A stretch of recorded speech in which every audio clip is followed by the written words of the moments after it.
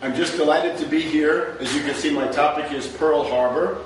I'm going to be attacking the official story, and I'm going to be attacking the very commonly accepted revisionist story. I think this is a wonderful place. We're here in San Diego. I want to thank the San Diego group. I want to thank Jill and Mike in particular for the beautiful home where we're giving this. We're practically within sight of the Pacific Ocean. And of course, they were talking about the Pacific Ocean. We have this huge naval base just a few miles away, so I think this is absolutely admirable setting to talk about some of the basic facts of the Pacific War in World War II. And you'll notice that I'm trying to do it from an anti-fascist perspective. I'm always very uncomfortable when people ask me what I am, because I'm certainly not a liberal, that I would sooner die. But progressive is not a good name, and leftist, I don't know, and ultimately I think maybe anti-fascist is one of the better things you can be, at least at the present time, until we can figure out a better term. So I want to revisit the entire story, and from now on we're going to focus on the slides, and let's see if we have wonderful technology today. Wow. It's of course the attack on Pearl Harbor, December 7th, 1941. It comes down to the sinking of about half a dozen semi-obsolete battleships, the killing of about 3,000 people, and the U.S. enters World War II. Now, it's of course a favorite issue for people who want to argue, and this is the revisionist version, that somehow President Franklin D. Roosevelt is a party to a conspiracy, first of all, to make this happen, to somehow provoke Japan into war, the assumption being that Japan otherwise maybe would not have done these things. And then there's the question of foreknowledge, and the allegation is often made that Roosevelt knew in detail before the attack exactly when the attack was going to take place, and that he deliberately, systematically withheld all the intelligence from the admiral on the scene, Admiral Kimmel, who was the commander of the Pacific Fleet, and General Short, who commanded the Army District there. Now, I am going to argue that there is a conspiracy, there is a false flag operation, but that Roosevelt is not the mastermind of the conspiracy. Roosevelt is the target of the conspiracy. He is, in some ways, the victim.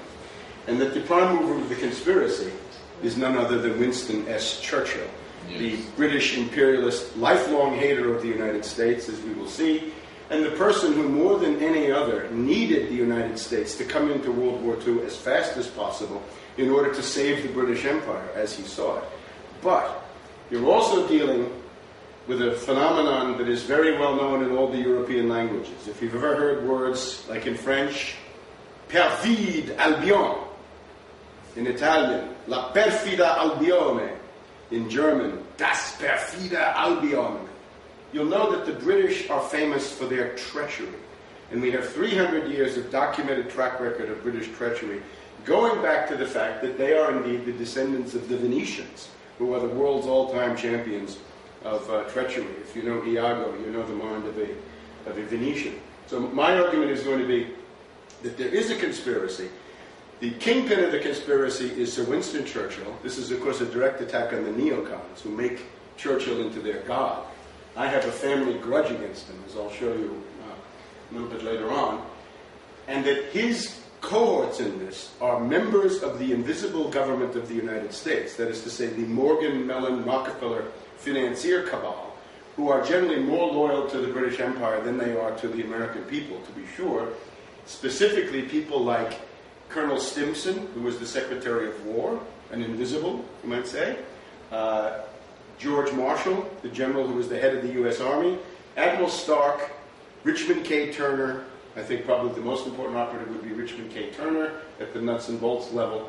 So it's a clique of Anglophile cabinet officials, naval officials, and army generals who allow all this to take place.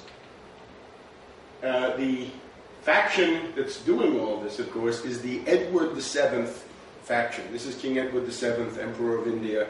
Remember, he's king of Britain and the empire for the first 10 years of the 20th century. He is probably the person who, more than any other, wrecked the 20th century. He is, generally speaking, the diplomatic brain behind World War I. Winston Churchill is his protege, in the sense that Winston Churchill's function during World War I and somewhat thereafter is to provide King Edward VII with parliamentary accounts. So you're going right to the heart of British imperialism.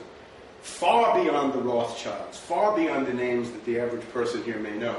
This is an example of a moment where the king also happens to be the head of the oligarchy, it's not always the same person, and the main strategic mind of the British Empire at that time. And World War I and World War II are largely his handiwork, even though he died before they even started.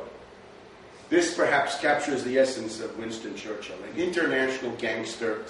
He had an American mother. I believe he hated her. They always say, oh, he liked the United States because of his American mother. Well, what if he hated his mother? Which I think is what we see here. So a gangster, hundreds of degrees beyond Al Capone. When I say invisible government, of course, I'm talking about this entity created under the aegis of J.P. Morgan. Morgan, Mellon, Rockefeller, we can add many, many other names. He, of course, is the agent of London in the United States. He's officially the agent of the British financier elite in Wall Street. During World War I, he is the guy who does all the military purchases for Britain and France. And he's the key guy to get the U.S.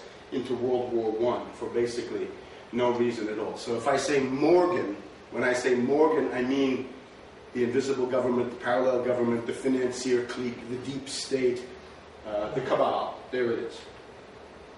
And again, there's Edward VII, who gave his name to an entire period, right? The Edwardian period. And the Edwardian period was a deep eclipse of civilization, out of which came World War I and then World War II.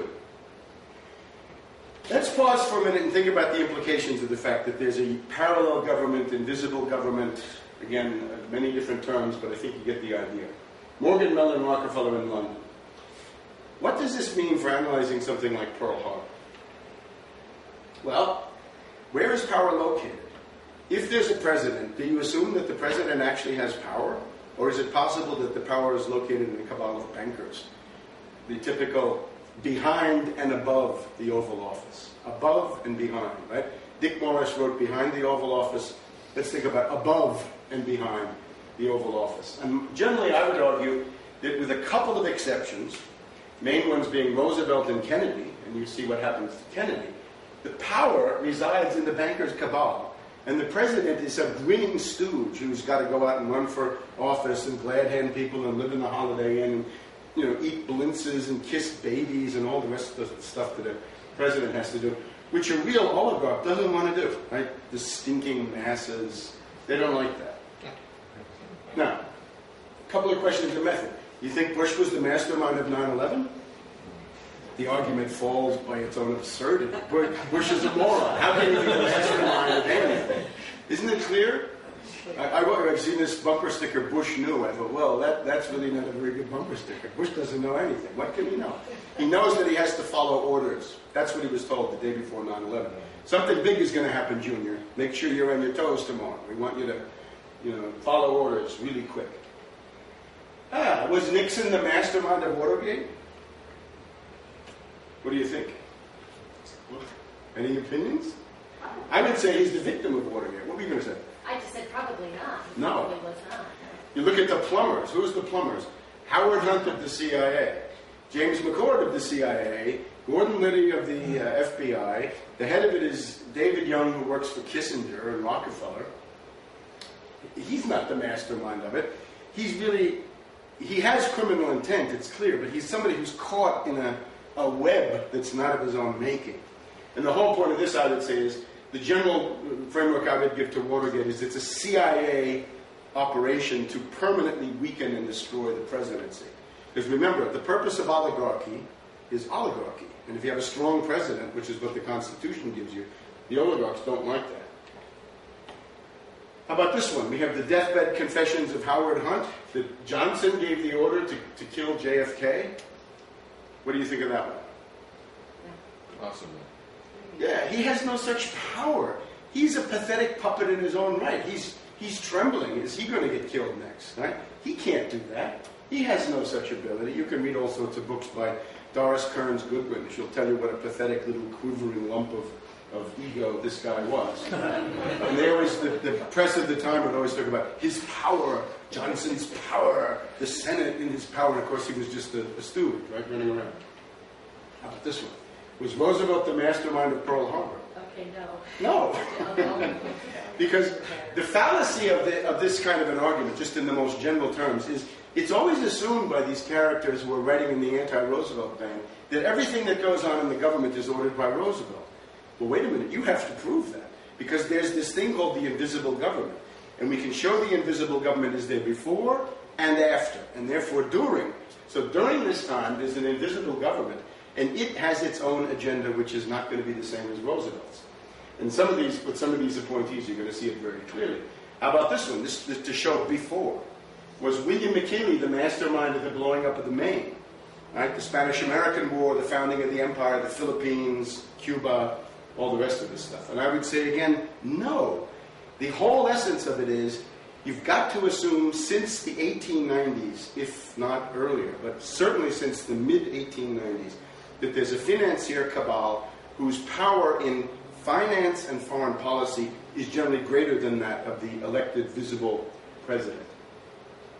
Oh, here we'll do the Maine for you, okay? Maine blows up in Havana Harbor, 1898. McKinley is the president. Now, he is a president who is not enthusiastic about imperialism. This is a good example of a conservative Republican, an actual conservative. He's interested in having a high tariff, which I think at this point is exactly what you need. And he doesn't like imperialism. He doesn't really want the Philippines. He thinks that this poses more problems than it solves. The British, of course, demand that the U.S. take the Philippines. You know why they did that? To keep Germany from taking them. Because it was clear the Spanish were collapsing. If the Germans had gotten the Philippines, the Germans might have had a way to win World War I. So the whole goal of it was that the U.S. had to take it to keep the Germans out. Now here's the famous sketch of the blowing up of the Maine, right? And we have Los Bin Ladenitos. los muy malos Bin Ladenitos españoles. And they have a mine, of course, and they're going to blow it up. And it says up here, this picture fixes the responsibility to the satisfaction of the American people. Too bad it's a fraud. Too bad the American people were dumb. They got it wrong that time. Now, look, this is an example. This is Hearst, right? Hearst is the yellow press. He wants war. He wants the empire. Both houses of Congress warning McKinley that they want the war and they want to take the Philippines and the rest of this stuff. So this is now the leading yellow journalist, right? This is the Journal American later on, if you know the New York Press. And they're telling McKinley, you got to do it, right? And this stuff here says that the Bond Syndicate doesn't want the war, and the Pope, that McKinley is working with the Pope. Oh my God, poor McKinley. And what ultimately, you see that he's not the imperialist that they wanted. So what do they do with him? They kill him. Here he is getting shot by Leon Czolgosz, 1901 in Buffalo. Right? There's McKinley getting killed. Here's the killer. He's a mentally disturbed anarchist. He's a patsy. He's a recluse. And who runs him? Always the interesting question. Emma Goldman, British agent. She was active as a British agent in Poland against the Russians, and then brought over here. She created this settlement house in Chicago, and she was the one who gave Czolgosz the brainwashing light rinse to get him to go and do what it was that they wanted him to do. Okay, so this is typical. So here we have, way before Roosevelt, an example of a president being assassinated because he was crossing the invisible government. He wasn't the imperialist that they wanted. Who did they want? They wanted a real racist, a liberal Republican, pro-imperialist. He hates Mexicans, he hates Chinese, he hates Russians at different times. And he's a puppet of Morgan. There is absolutely no doubt. The British ambassador writes a letter about him saying, you've got to remember that the president has a mental age of 6. He's the founder of the tradition that you see with Bush. In other words, the liberal Republicans, the bull moose liberal Wall Street Republicans. Go back to him. And if people want to defend him, we can go to that in the debate. Here's another example. In the 1920s, spelled wrong here, sorry. We have Andrew Mellon. He's the Secretary of the Treasury. It was said that Harding, Coolidge, and Hoover served under Andrew Mellon. That was proverbial at the time. So The representative of the Wall Street group is more powerful than this trio of Republican one-termers during the 1920s. John D. Rockefeller, this is Junior, right? So these are the sorts of people that you can associate with this invisible government group. During the 1930s and 40s, this is the Morgan. This is J. Pierpont Morgan, the son of the guy that we showed you a couple of minutes ago. And of course, the Skull and Bones magazine of Henry Luce, right? Founded by Henry Luce of Skull and Bones, puts him on the cover, gives him publicity. And you've already got Allen Dulles, the guy who's later going to be the head of the CIA, is already at work in Wall Street during World War I, for example. He spends World War I in Switzerland, just like he does in World War II. Okay, so there's an invisible government. We've seen some of them. Now, the other problem you have is, in our day-to-day work, we have to essentially assume that the US and the British under neocon rule, under Bush-Blair, are, very crudely put, the main danger to the world. There's no way around this. They are the main danger to the world. But if we go back 60 or 70 years, this is not so. You can't just take the present situation and project it back as far as you want. In those days, you had Hitler, Mussolini, Tojo, Stalin, and this British group, right? The Lord Astor, Lady Astor, the so-called Clifton or Cliveden set. So we have to remember that we should not project the current degraded situation back onto the New Deal state of the 1930s and 1940s, because at that point the U.S. is not the main force for evil in the world. I would say, having lived through it, the transition is basically the Kennedy assassination and the Vietnam War. That's when the U.S. starts to be what we have to say it is. Now, a couple of other things to bear in mind. The British, notably, have world naval supremacy. From the Battle of Trafalgar, right, Admiral Nelson defeats the combined French and Spanish fleets in the Mediterranean, up until 1942 to 1943. And believe me, they did everything they could not to lose world naval supremacy. Sorry about that. Some of my slides are not quite perfect, but I'm doing the best I can. So think of World War II as one of the phenomena that accompany the British losing their worldwide naval supremacy, which they had maintained, as you see here, for about a century and a half. This is a really big deal, because the naval supremacy, of course, is how the world holds together, right? Maritime, sea lanes, I mean, that's what there was at the time. Now, let's do a short course in geopolitics. British geopolitics says, if there's a series of different competing powers, the British have to ally. If the British are number one, they have to ally with number three against number two. Okay? So if the British are number one, they've got to ally with the US against Germany, which they do. And actually, in World War I, you have to remember, they even ally with Japan. Japan is on the side of the British in World War I. People know this? No, it's absolutely fundamental. That Japan works with the British during World War I against Germany. One of the problems of having the alliance between Tojo and Hitler in World War II was a lot of German resentment against the fact that the Japanese had stabbed them in the back. They took all their colonies in the Pacific when the Germans were tied up in Europe. So again, here the British do the masterpiece. They ally with number three and number four against number two, and they wipe out number two. But now what happens? Now it's later, it's after World War I. The German fleet has been completely destroyed. It's gone. It's at the bottom of the ocean. Scapa Flow. Complicated story. So now you ally with number three against number two. What does it mean? Pearl Harbor. Yes, in effect. They ally with Japan against the U.S. And in the 1920s, this is the main thing that's going on. Has anybody ever looked into the history of the 1920s? It's not taught, and maybe from this you'll see a little bit why. The other problem is, you want to become an ally of the British? Man, you better watch out. It's better to be their enemy. They do more damage to you as an ally than as a friend.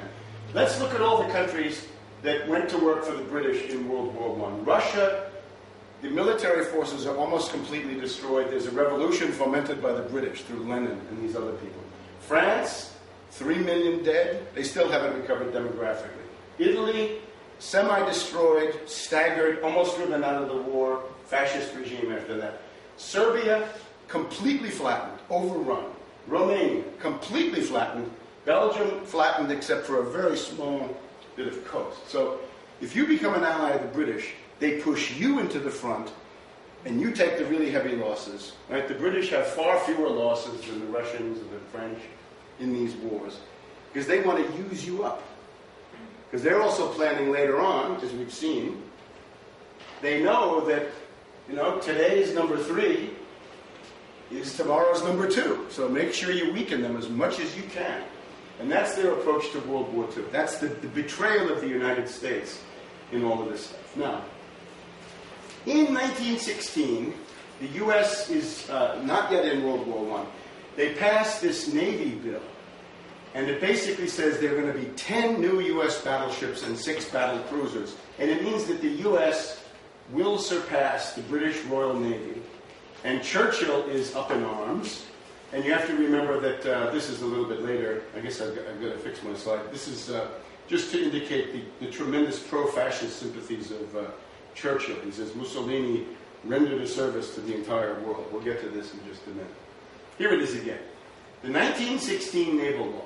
156 new warships, 16 capital ships, and if they built them, the U.S. takes world naval supremacy.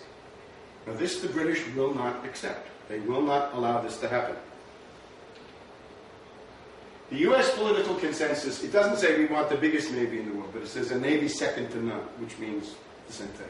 It's a little bit more diplomatic.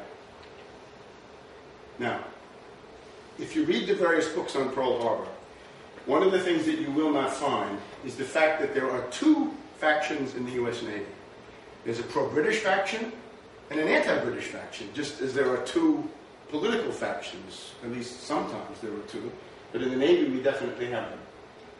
This is the anti-British head of the U.S. Navy. He's Admiral William Benson, Chief of Naval Operations during World War I. He says at various times, I don't know why I'm fighting Germany.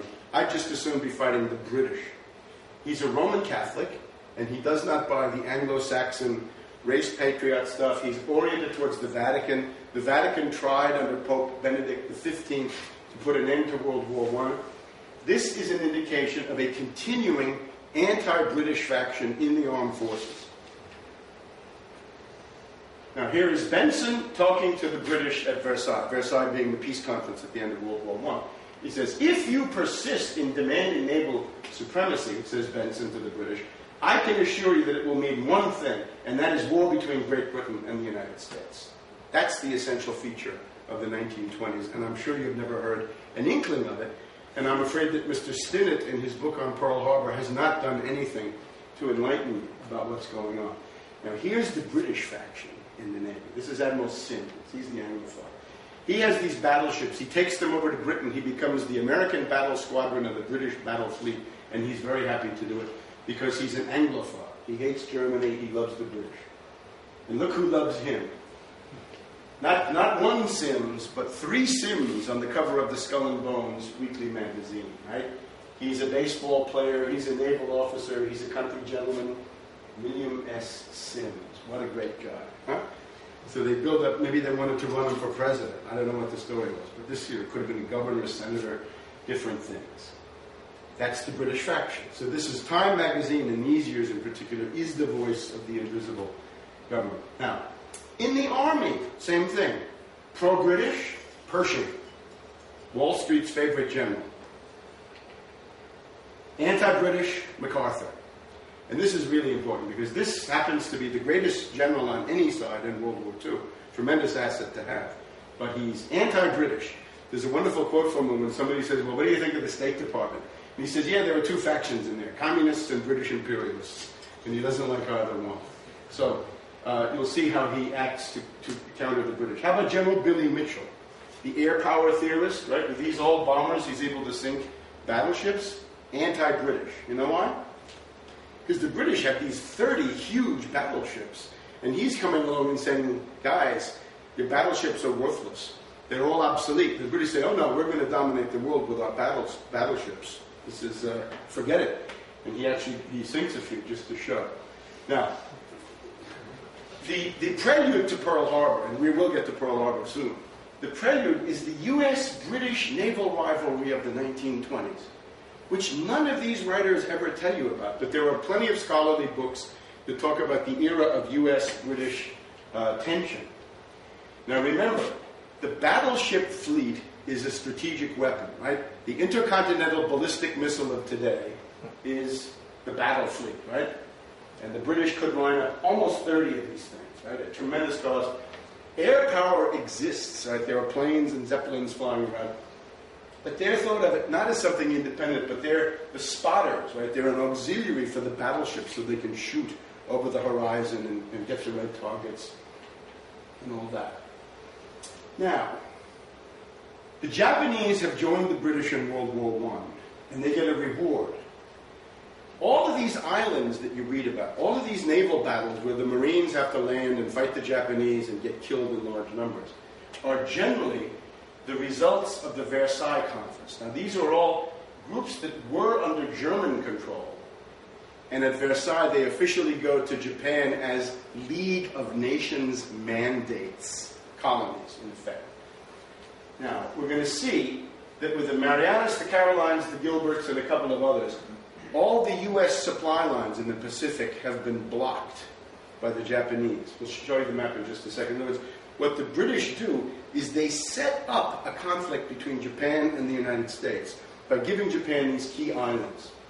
So it's a time bomb for a new conflict.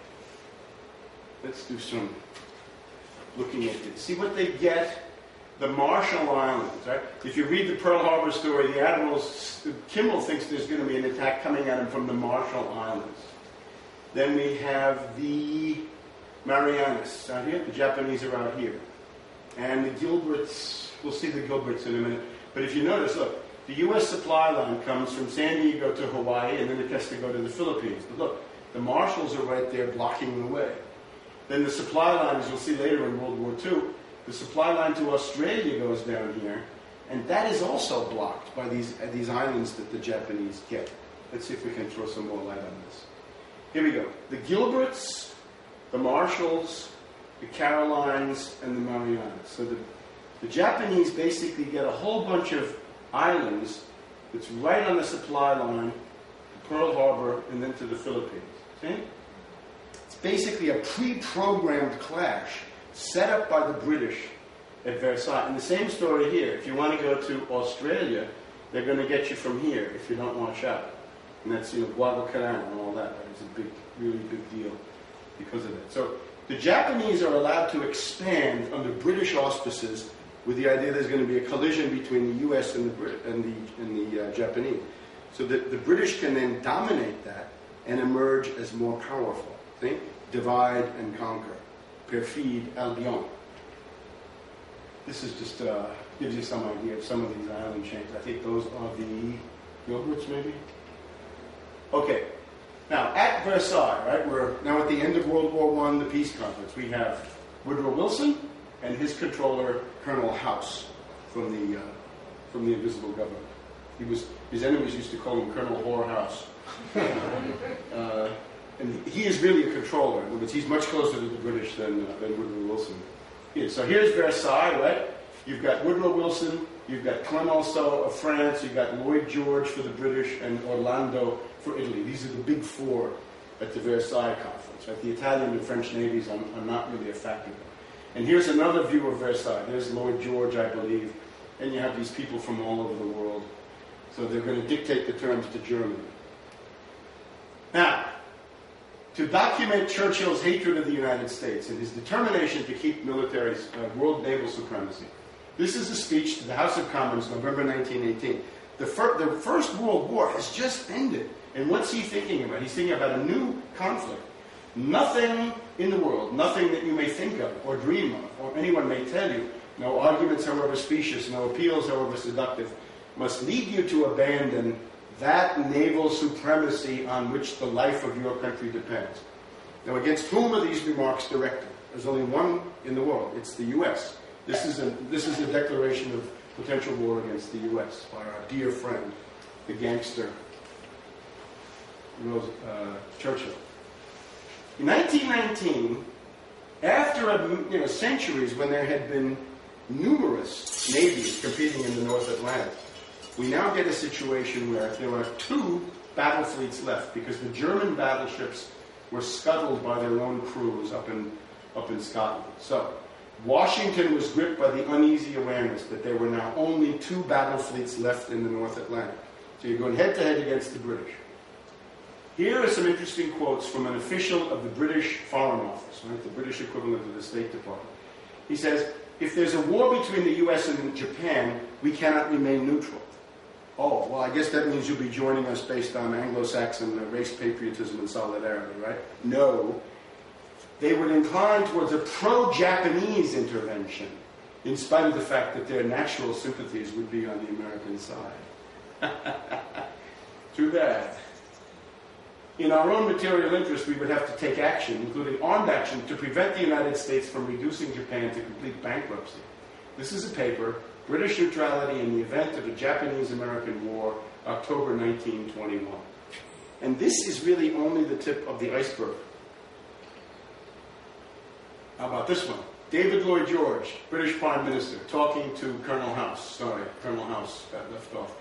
Great Britain would spend her last guinea, her last pound, to keep a navy superior to that of the United States or any other power.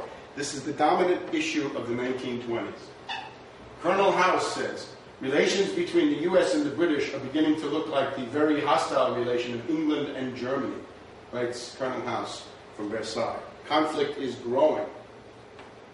The Navy says to Wilson, look here, Wilson, every rival of the British has eventually been at war with Britain, and they've all been defeated. And we are becoming the greatest rival they've ever had. What's the conclusion? You're going to be at war with Britain before too long. So even Wilson can see this. We are now on the eve of a commercial war of the most severe sort, and I think that Britain will prove as capable of commercial savagery as Germany has been. Now this is coming from an Anglophile who works for the invisible government, and nevertheless, he's basically saying there's a dynamic in this situation that we can hardly really control. Now the planning, I won't go through these plans, but I essentially was the first person, I think, to write about War Plan Red. Have you heard about this one? War Plan Red and War Plan Red-Orange. The U.S. War Plan, the main one, was War Plan Red. What do you do if there's a war against the British? The main thing you do is attack Canada.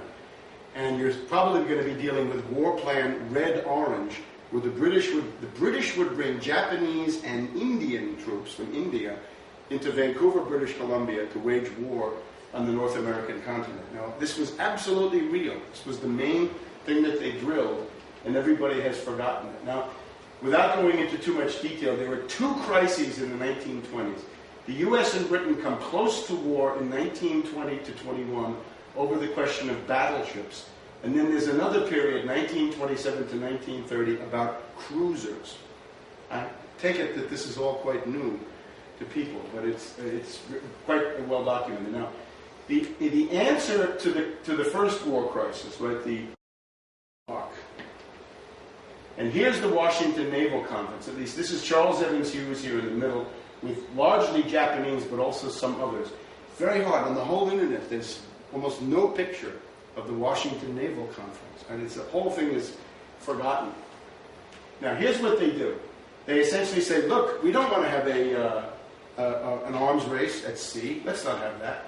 Why don't we all agree to disarmament? And let's have the battleships be in the following ratio. This is capital ships, battleships and battle cruisers, the really big ones. The British get a ratio of 5. The US gets equality with 5. The Japanese get 3, and the French and the Italians get 1 2/3 each. 5 to 5 to 3 to 1.67 to 1.67. Every schoolboy used to know that. No more? My roommate in college recited to me that. Right? He had been at the Hotchkiss School, I guess even then.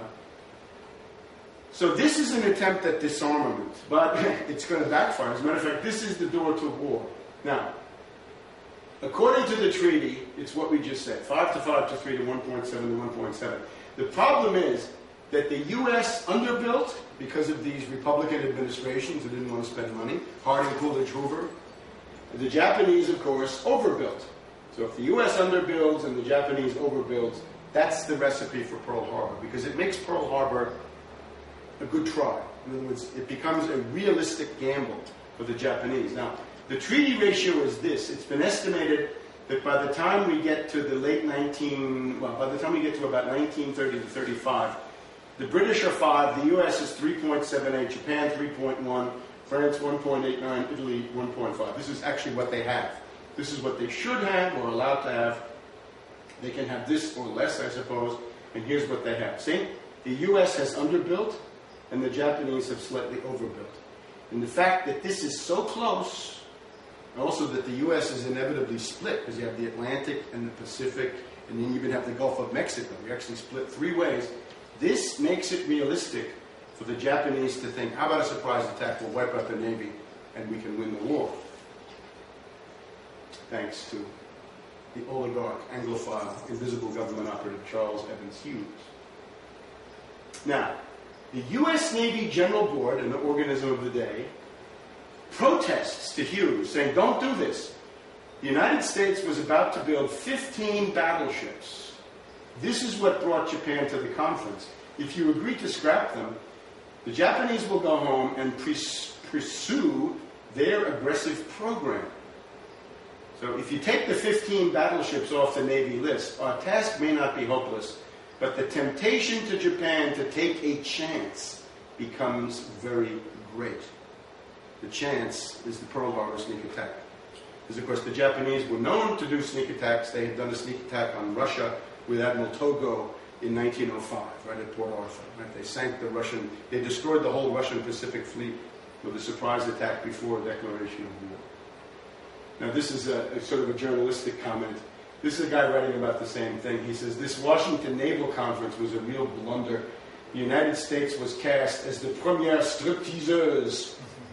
Take off her clothes in the presence of her enemies. And that's exactly what it is, because the one difference is, and I should have stressed this before, that the U.S. actually has 15 keels that are being built. The other ones have hypothetical battleships that they're not going to build. So who actually scrapped modern ships that were being built? Only the U.S. So it's a completely one-sided sacrifice by the U.S. under the influence of these invisible government guys. And you can see here, the president at the time, Harding, says, well, we should have naval maritime leadership, and we should have a navy equal to the aspirations of the country.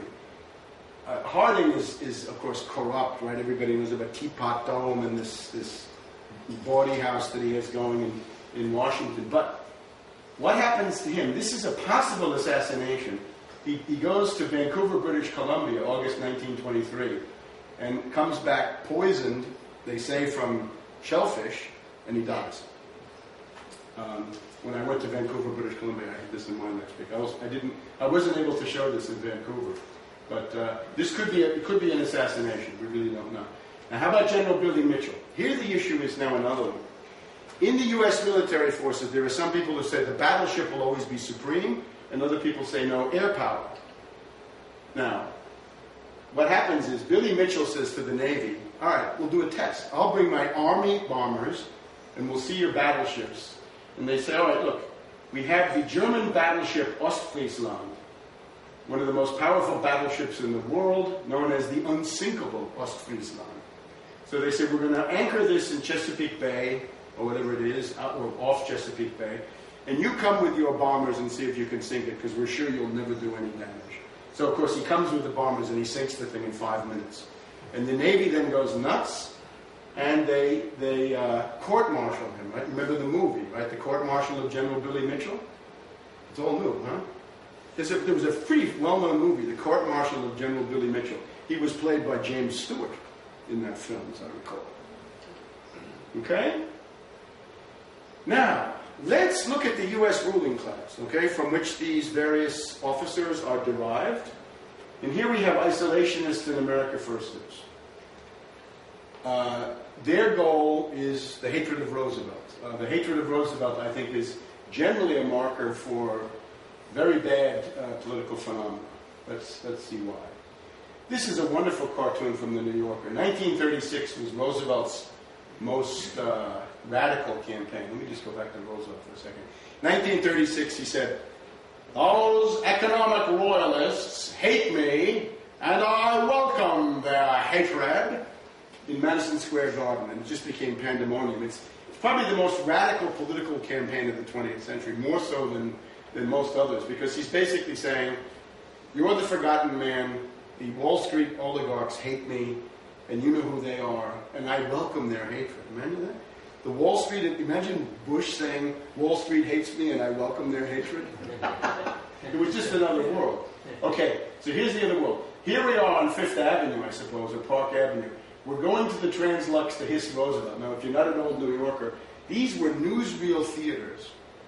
There were theaters in downtown Manhattan that had only newsreels all day long. So you go in there, you didn't have TV. So you, I want to see what Hitler looks like. I want to see Stalin's mustache. Fine. You go there and they play one newsreel from different companies, right? You could basically sit there for 3 hours and see all different newsreels. So here's a bunch of rather dubious oligarchs, right? They're pretty fruity and degenerate, as you see. And they've finished dinner, so they're going to, let's go down to the movie theater and hiss Roosevelt. So this renders the idea of an extremely rich parasitical elite who hate. Ordinary document. This you can read in Stinnett. Right? We'll show you who Stinnett is in a minute. Admiral Richardson is in the White House. So they're sitting in the Oval Office, and the head of the Pacific Fleet, at that point here in San Diego, says, "Mr. President, senior officers of the Navy do not have the trust and confidence in the civilian leadership of this country that is essential for the successful prosecution of a war in the Pacific." October 8th, 1940. Now, can you imagine the gall of an admiral or a general sitting there with the elected president saying, "We don't trust you"? Basically, you're a commie, because that's what they're saying. They're saying, we think Harry Hopkins is a commie, and we think you're a commie too, and we don't have any confidence in you. So don't start any wars, because we don't trust you. Now, if I ever found myself in this position, I would say, that's good, Admiral, you're fired, and get out of here right now, and you're fired. Right? You're fired with prejudice. So he was ousted. Roosevelt finessed it. He didn't do the obvious. He kept his temper. He didn't fire him immediately. But later on, and this is the guy who's then replaced by Kimmel, the Pearl Harbor admiral. The Navy brass is drawn from the social class that hates Roosevelt. You can see a very interesting little book called They Hate Roosevelt. It's a pamphlet, 1936, by the journalist Marcus Childs. The Roosevelt haters are almost 100% pro-Mussolini, pro-fascist. And about a third of them, or maybe a half of them, are also pro-Hitler. Some examples. This is that campaign that I was telling you about, right? 1936, Madison Square Garden speech. They hate me, and I welcome their hatred. All right. The U.S. ruling class, and the British ruling class too, are pro-Mussolini starting 1922. They're pro-Hitler. They think they can play Hitler against Stalin and the Soviets. And the key pro-Nazis would include Prescott Bush, John Foster Dulles, Allen Dulles, Joseph P. Kennedy. The father of John F. Kennedy is pro-Nazi. In the British side, we've got Montague Norman, the governor of the Bank of England, Lady Astor, the Clifton set, Astor Brown, Lothian Halifax, Sir Neville Chamberlain, the Duke of Hamilton, the guy that Rudolf Hess was flying to see when Rudolf Hess jumped off in England in spring of 1941. So there's a whole bunch of fascists. Now here's what they do. Here's Roosevelt, president-elect, February 15th, 1933. In Miami, here's Roosevelt. Here's the mayor of Chicago, Chernak. He's a very important guy in the Democratic Party. He's the boss of the whole big Chicago machine. So there's an assassination attempt. The bullets miss Roosevelt and kill Chernak. So there's an attempt to kill Roosevelt even before he gets into office. People have pointed out this is essentially 40 years before the Kennedy assassination.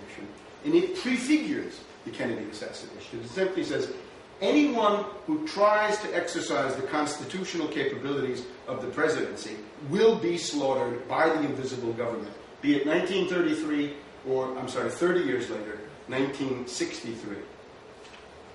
This is Chernak. He was killed. He got into the line of fire and was killed. And he's, again, a very important person in his own right.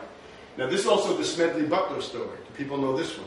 Here's General Smedley Butler. He's a war hero from World War I, and he is approached by Morgan financiers, and they say, look, we want to have a coup. We want to have, well, this is the 1933. We want to have a version of the March on Rome. This is Mussolini's March on Rome, October 1922, right? It's really a piece of political theater, but you need to have something of a mass movement in order to do it. In other words, you've got to have all these fascists who are willing to get out there and run around in the countryside. And it allows the king to say, all right, I'm under duress. Mussolini should be the next prime minister. So what the Morgan people want to do is to have a march on Washington in precisely this form and have a coup. And here it is. Here's Mussolini with he has 4 people. Actually, this is Balbo. I knew his son. His son was the black and white Scotch salesman for northern Italy in the 1960s. So here they are entering Rome, and there he is. See? And they basically say, let's have a Mussolini for the United States. Because up until the end of the 1930s, Mussolini is adored by the U.S. ruling class. I mean, he's everything that they love. They're 100% in favor of him. Look, Life magazine, Skull and Bones, right? Once again. The New York Times, you can find articles in the New York Times. They love Mussolini. Okay, now the Roosevelt haters are organized. We have the American Liberty League. This is a group of those extremely wealthy economic royalists who are trying to mount operations against Roosevelt. And who do we have? We have Raskob of Wall Street, Irene DuPont, Al Smith, the first Catholic candidate, but a real reactionary. Dean Acheson, who's later going to be a controller of Truman on the part of the Harriman Group. We've got the Morgan plot. And we've got, this essentially is the ancestor of the Liberty Lobby and today's American Free Press. And I have to say, I think their influence is largely deplorable. They veer very far towards, I guess, anti-Semitism is the only way to describe what they do. Here's Irene DuPont. He's, of course, the heir to the main line of the fortune. And he is simply a Nazi. He's a member of the U.S. ruling class. He's a Nazi. And this, what they mean by America First? Well, it essentially means don't intervene to stop Hitler or anybody else. Who pays for this? Regnery. You know who this is? It's the leading neocon publishing house today. Regnery, Chicago. Smith Richardson, Vicks VapoRub. Robert Wood of Sears Roebuck. Patterson of the New York Daily News, which was reactionary. And McCormick was the Chicago Tribune. Right? So they're all basically saying, don't do anything to interfere with Hitler and Mussolini. Let them fight Stalin. How about Lindbergh? Okay, the great air hero, New York to Paris in a monoplane. Goering, the head of the German Luftwaffe. So he's given him this special sword. I apologize for the quality of the picture. Here we can do better. Here's Lindbergh with Goering again, and here's Lindbergh with Rudolf Hess, Hitler's right-hand man. Okay? So he's cavorting with Nazis, and remember, Lindbergh's wife, Anne Morrow Lindbergh, I think that's her there, is the daughter of a Morgan partner. And here's, again, Skull and Bones magazine. Here's Dwight Morrow, partner in Morgan. He was an aide to General Pershing. We've seen him. The bad British faction in the army. He's Lindbergh's father-in-law, and he leads the attack on General Billy Mitchell. So you get an idea of the faction fight in the 1920s between the Patriots and the Anglophiles. Now, you know the famous children's cartoonist Dr. Seuss, right? Yes. Okay. He does this thing. Here's Lindbergh, and here's Hitler. And the Hitler is sort of, you look at him, he's a swastika, and I'm not exactly sure what this says, but over here he says, "'Tis Roosevelt, not Hitler, that the world should really fear." This sums up the mentality of the Roosevelt haters, I think, to a T. And this is where he gets his start. Do you have another one? This is better. "It's smart to shop at Adolph's. All victories guaranteed," says Lindbergh. So the idea is that he has given himself over to pro-Nazi propaganda. This is an interesting one. Right after Pearl Harbor, there's a meeting of the Americans for Peace Society with Sibley Webster, no relation of mine. So we have Lindbergh, and they call themselves Americans for Peace. They changed the name of America First to Americans for Peace. And one of the writers, one of the participants reports, well, some of these guys have to keep quiet, but we should keep the organization. We should keep going quietly. We must get ready for the next attack, which must be made upon this communistic administration. There you have it, right? That Roosevelt is a crypto-communist and a communist, and I'm sure a crypto-Jew and all those things. Now, if we look at the people that try to accuse Roosevelt for Pearl Harbor, we have to make Japan look good, right? We have to make Japan look like they're peaceful. If we look at the book by Stinnett, he says, Japan sincerely wanted peace. That's one of his theses, right?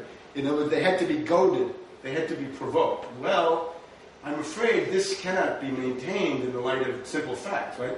That Japan is certainly a fascist aggressor as much as Nazi Germany, and perhaps more than Nazi Germany. They have a longer track record. They begin attacking Manchuria, right, the very vital industrialized area of northern China. They then invade China in 1937. We have the rape of Nanjing. We'll talk about this in a minute.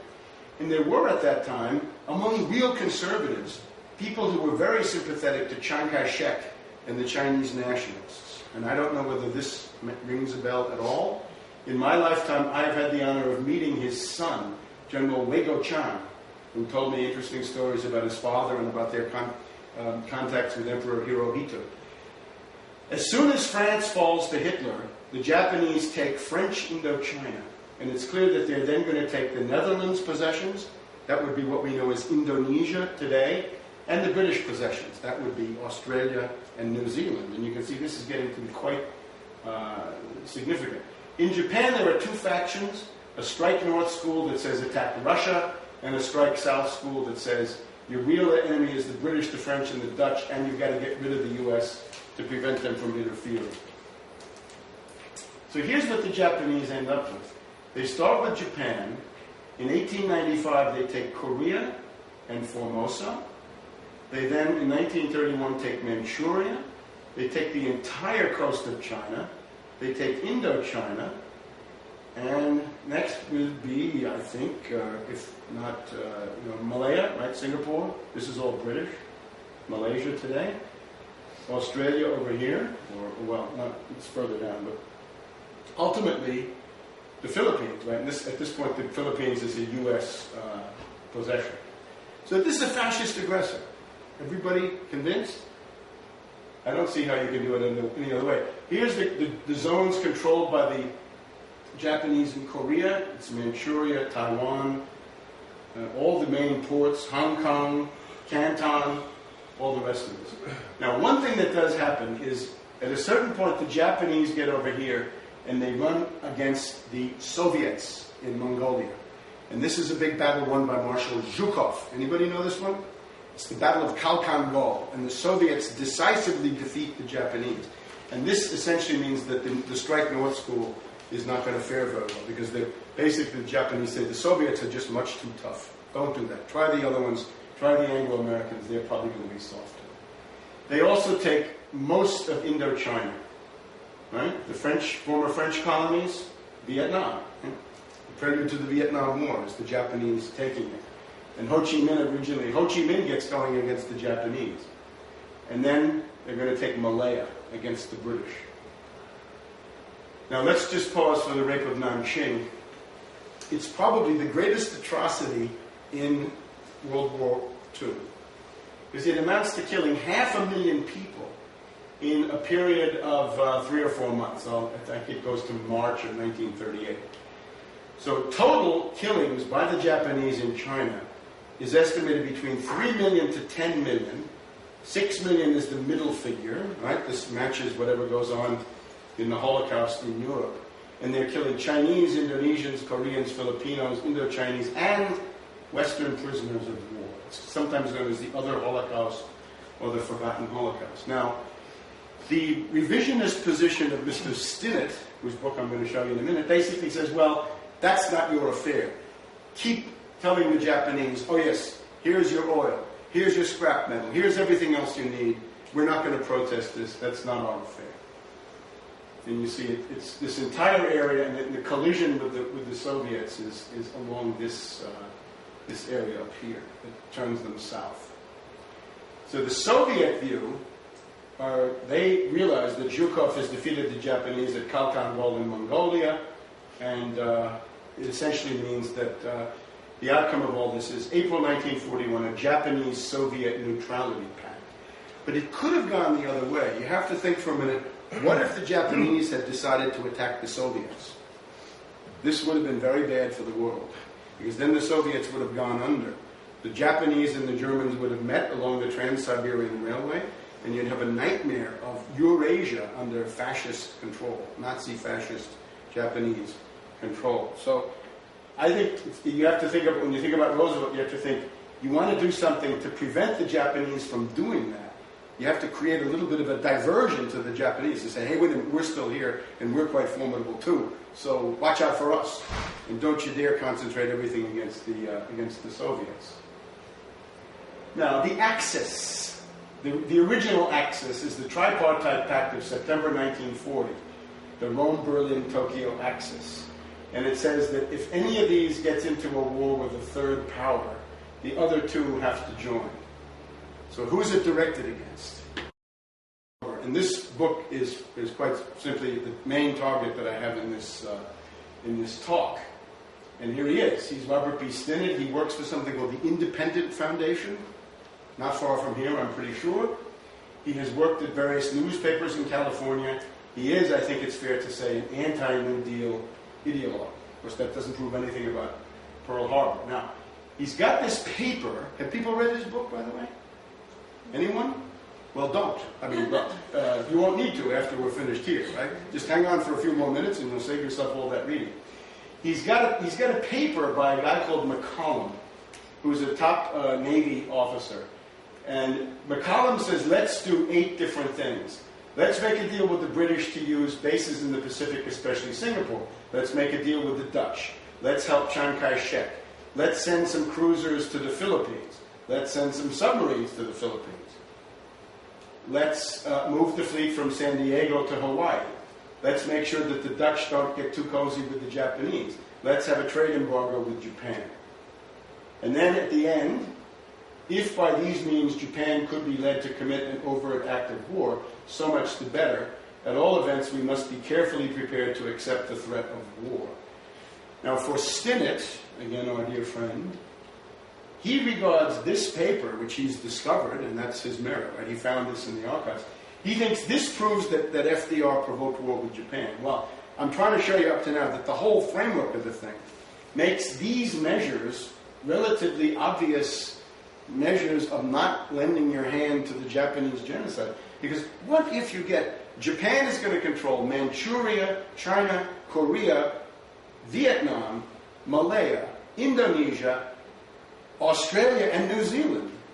I mean, that becomes threatening. Wouldn't you agree? I mean, that's an awful lot. That's a lot of the world. I mean, you're just going to let that happen? And again, the U.S. at this point is not the main evil force in the world. And of course, he wants to batten on this. If they could be led to commit an overt act, so much the better. Problem is, did Roosevelt write that? No. Did he see it? Can't prove it. All these things pretty much were done, but a lot of them are just, I would say, these are obvious things. I think you can argue the merits of these things.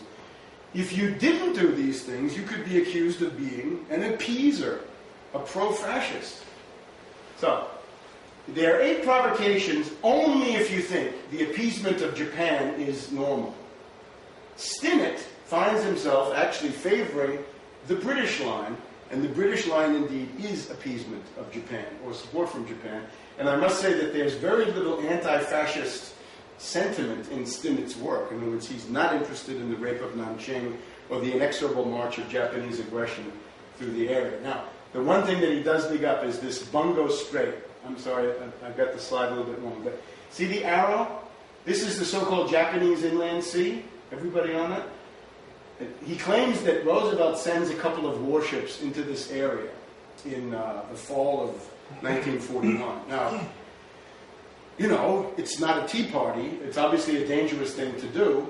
Well, I guess you can evaluate that the way you want to. I'm trying to show you a little bit of the evidence that speaks perhaps against what I'm saying, so you can maybe evaluate the entire thing. Because I don't think Stinnett really does that. Remember, and I think I say this, let's see if I can say this right here. No, I You never want to let an oligarch attack you according to his schedule. You always want to somehow knock him off balance with something. And I'll show you how this works. So, how did the British appease Japan? Well, in July of 1940, after the French had gone under, the British agreed to close the Burma Road. The Burma Road is the only way that supplies can get into China. And the Chinese are fighting a big, big war with Japan in the middle of China.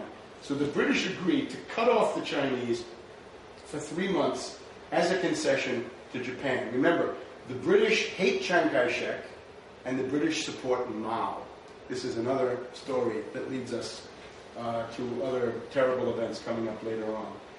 So, why move the fleet from San Diego to Pearl Harbor? Who would ever want to leave San Diego? I don't want to leave. I'm here and I would stay here forever.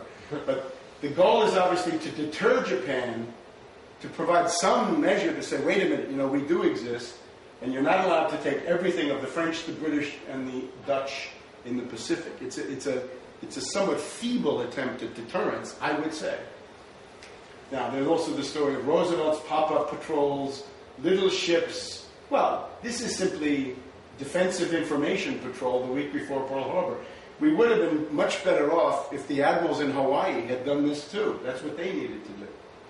My principle, never let an oligarch attack you according to his timetable. Knock him off balance. Don't ever sit there and wait to be attacked, especially by one of these rigid oligarchical thinkers. Now, see this guy McCollum? This is Stinnett's great devil. He's the one who writes the 8 Provocations paper, what Stinnett calls the great 8 Provocation paper. So it means that McCollum ought to be on the conspiracy, right? He ought to be an active conspirator. Well, the problem with that is that on December 4th, 1941, McCollum is sitting in the Navy Department in Washington, and he gets the famous execute message, right? East wind, rain. The Tokyo Weather Report, east wind, rain means war with the United States, war with Britain. Japan will wage war on the U.S. So McCollum says, hey, wait a minute, let's send another warning to the fleet. Let's send them another warning. And Admiral Richmond K. Turner, that we're going to get to in a minute, says, no. So how can we blame Roosevelt for this? Let's blame this guy, Richmond K. Turner, and he's exactly the one that I do blame. Now, there are all kinds of these revisionist books. Have people read them? If you want to comment about any of these, the right-winger John T. Flynn, Morgenstern in the 40s. Charles Beard was a reputable historian. This is actually the biggest problem of all, is that somebody of this caliber, Columbia University, would go along with it. Backdoor to war, Roosevelt conspiring. Harry Elmer Barnes. Anybody know him? There's something today called the Barnes Review. It works for the American Free Press. Has veered into anti-Semitism. Christopher Bolin and others. Theobald Bartlett is more balanced. Toland makes a big deal about the radio intercepts. He claims the Japanese were not doing radio science. Roberta Wohlstetter. This is a neocon. She's the wife of the top neocon, Wohlstetter, who died a little while ago. Gordon Premier. All right. Now, Harry Elmer Barnes, out of all these guys, at the end of his lifetime, concedes there is simply no definitive documentary evidence which has been revealed and proves that Roosevelt was informed of an intent to strike at Pearl Harbor. I recommend this book, Costello. He's relatively good on Churchill and related issues. You can see he's got Churchill up there along with Roosevelt and MacArthur. The book that I recommend most of all that you read is, let me just see if I can get to it. There it is. This is the book. I recommend this book. Rusbridger and Nave. Betrayal at Pearl Harbor, How Churchill Lured Roosevelt into World War II. I think this does not have any of the apparatus that I've showed you so far. He doesn't understand the Washington Naval Treaty. He doesn't understand British geopolitics. He doesn't understand the battle between the battleship guys and the carrier guys, and so on down the line. But what he does understand is the codes. Because Eric Nave is someone who was a code breaker for the British Royal Navy and the Royal Australian Navy. And Rusbridger is a pretty good researchers. So if you're going to read one book, Rusbridger and Nave. Naturally, one of the things that Costello wants you to know about is that the whole business of December 7th, to focus everything on Hawaii and 5 obsolete World War I battleships, is itself a distortion. Because the military disaster in the Philippines is actually much more serious and comes 9 hours later. And here you have all your modern bombers in the Far East are destroyed on the ground. 9 hours after Pearl Harbor. That is to say, when the dawn reaches by midday in the Philippines. So we'll just bear that in mind. Now, this is just to remind you what a bad guy Churchill is. Gallipoli is the attempt to invade Turkey in World War I. It's an amphibious invasion. One of my relatives was blown up on the beach. He was a British soldier who stepped on a mine and nothing was ever found of him. So whenever I hear one of these damn neocons telling me what a genius Churchill is, I can hardly restrain myself from tearing him limb from limb. So he's an absolute military blunderer. He's one of the people who brings about the crash of 1929 by his gold policies, and he's, of course, a strikebreaker during the general strike in Britain in 1926. Now, you've got to imagine the scene. 18th of May, 1940. Winston Churchill and his alcoholic son, Randolph. Is it, Daddy! Daddy! The bloody frogs have given up! What do we do? That's all right, son. I shall drag the United States in. So his approach to the war is, once the French have been destroyed, he's going to drag the U.S. in. And remember, the U.S. has occupied Greenland, Iceland. The U.S. actually still occupies Iceland after all these years. You go to Iceland, it's basically a U.S. protectorate there. The U.S. is everywhere in Iceland. He's sending convoy escorts into the North Atlantic, and he's given a shoot-on-sight order. In other words, if you're a U.S. destroyer and you see a German or Italian naval vessel, sink it. Now, Churchill's view is different.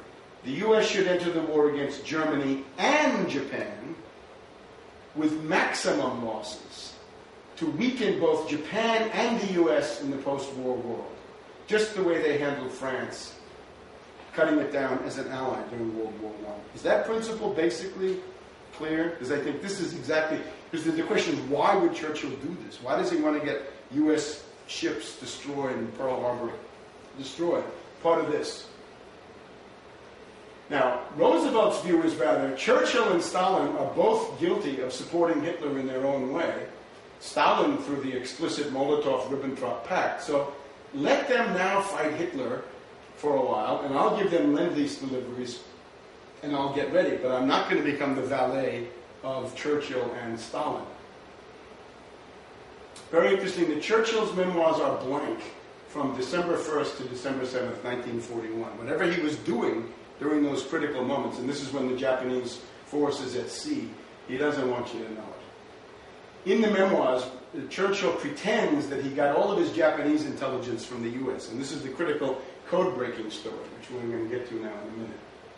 In 1946, the Republicans in an investigating committee wanted Churchill to testify in the U.S. Congress about events leading up to Pearl Harbor. But majority vote, meaning the Democrats voted no. The request to subpoena or to invite Churchill was refused. This is a very interesting moment. This you can see in the minority Republican report. Now, there is a school of thought that says Churchill knew of the Japanese attack coming and warned FDR. This is actually my good friend Thomas Meyer of Basel, Switzerland, who's written a book about this in German, translated into English, and he says that the Nazi postal authorities on the Dutch coast got an intercept in which Churchill warns Roosevelt that a Japanese carrier group is going to Pearl Harbor. And this comes from a book that I have not been able to get my hands on. That is the German edition of this Morgenstern that I showed you before. This is a big question mark. And again, I'm trying to show you evidence that could be used against what I'm arguing. I'm not like Stinnett. I'm not going to try to cover up the stuff. How about this one? William Casey, in his memoirs published after he was dead, says Churchill warned Roosevelt. Now this one I think we can dismiss because basically after he's dead, just about anything they wanted could be thrown into the memoirs. In other words, it became a kind of a grab bag for deception operations. And we've got a guy called Botsford, a researcher, saying, I have heard that a researcher in the National Archives has discovered a German intelligence transcript of wiretap between Roosevelt and Churchill discussing the attack several weeks in advance. I think that's probably the same as this one. Okay? But I can't find them. If I could find them, I would take them into account. But so far, this is just all hearsay. And Casey, the British had sent word. I think this is just nonsense. I wouldn't believe this for 1 second. The other one you'd have to look into. So who's in the conspiracy? Churchill, Stimson, Marshall, and Richmond K. Turner. We're going to see. Churchill, by now we know. Colonel Stimson is the head of the War Department. Okay? He's the head of the Pentagon. There's no, and there will be a Pentagon. He presides over the opening of the Pentagon. He was in the cabinet of Taft as Secretary of the Treasury, I believe. He was then Secretary of State for Hoover, and now he's a Republican in the National Unity Cabinet under Roosevelt. You think Roosevelt owns him? You think he's loyal to Roosevelt? He's also the ego ideal for Bush the Elder, because he spoke. He was a member of the Andover Phillips Academy Board and spoke when Bush the Elder graduated from prep school in 1942. Marshall, we've seen him before, or have we? No, we haven't. He is another one of these Wall Street generals. And you will see that one of the things he does later in life is to help Mao become the ruler of China, as in conformity with the British policy. Now, here's a guy you don't know. Richmond K. Turner. In terms of the actual nuts and bolts dirty operations, right? Suppressing cables, withholding intelligence, betraying the people that were looking to him for guidance and help. This scoundrel is probably the most important single person in cutting off the intelligence to Pearl Harbor, which is done, preventing last-minute warnings from being sent, and then covering up the entire thing, giving the orders to cover his own tracks. What he does is, this is him later on, he's at time of Pearl Harbor, he's Rear Admiral Turner, he's the head of the War Plans Division in the Navy Department. What he does is, he runs a faction fight. He takes over the Office of Naval Intelligence and uses that post to cut off all intelligence going to the people in Pearl Harbor. Okay. Kimmel and Short, right? The Navy in Pearl Harbor and the Army in Pearl Harbor. Here's Kimmel. I would say about these people, I have no animus against them. I would say they're basically average officers. They're average officers. I would say what they also suffer from is what I would call garden variety incompetence. If you've ever been in a fairly centralized organization, and I have been, I often found that if you send out a directive saying, tomorrow mobilize on issue X, mount a demonstration on issue X, you'd have 1/3 of the locals who would do just about what you said, 1/3 of the locals who would do something but not really what you wanted, and 1/3 would do nothing. And if you were sitting in a headquarters, in this case of a political organization, you'd have to get on the phone and say, hey, look, we sent you this thing tomorrow. Did you see it? Do you realize what we're trying to do? Please get out there now and do these things this afternoon if you haven't done it already in the morning. The whole point of having a general staff is you got people in the headquarters who can watch what these people do. And if they don't do the right thing, you have to say, look, you don't understand what we're trying to tell you. You got to get out there and do more. Or, we warned you against this, but you haven't understood the full extent of it. And the problem for him, of course, is reconnaissance. Right? In other words, to know that an attack is coming, he's got 8 light cruisers, he's got 50 destroyers, 33 submarines, 100 patrol bombers. So he has tremendous resources to go and send these sentinels into the oceans north of Pearl Harbor, which is where they knew the attack would come. And he doesn't do it. I think he's somebody who lives in a carrier age, and he knows he's in a carrier age, but he thinks he's going to go out and fight the Battle of Jutland, 1916, the great battle between the British and the Germans in the North Sea. He's essentially an anachronistic thinker. But again, not a villain at all. Somebody should have told him, you didn't understand what to do, here's what you should do. It takes one phone call, right? We're not just saying that you're in danger of submarines, you're in danger of a massive aircraft carrier attack, which everybody had known for a long time. Now, here's what he gets. Navy to Kimmel, November 27th. Consider this dispatch a war warning. Well, after that, it's hard to have a leg to stand on, isn't it? Consider this dispatch a war warning. Our friend Stinnett says, oh yes, but this dispatch handcuffed them because of various things. One Navy guy said, look, this has two important parts. Consider this dispatch a war warning. You will execute a defensive deployment in preparation for carrying out your tasks in the war plan. And he says, in the middle, this is all yakety yak. Because in the middle, this is all Admiral Richmond K. Turner trying to dilute it, saying there may be an attack on the Philippines, Thailand, the Kra Peninsula, Borneo, and all the rest of the stuff. So the Navy guy that I've read says, look, this is all yakety yak. Forget this. It has two parts. Consider this dispatch a war warning, execute a defensive deployment. Now this Kimmel did not do.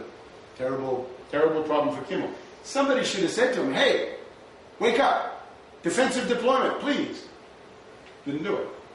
Now this is short. He's the Army. His excuse is that the Navy was supposed to do reconnaissance because the reconnaissance is over water.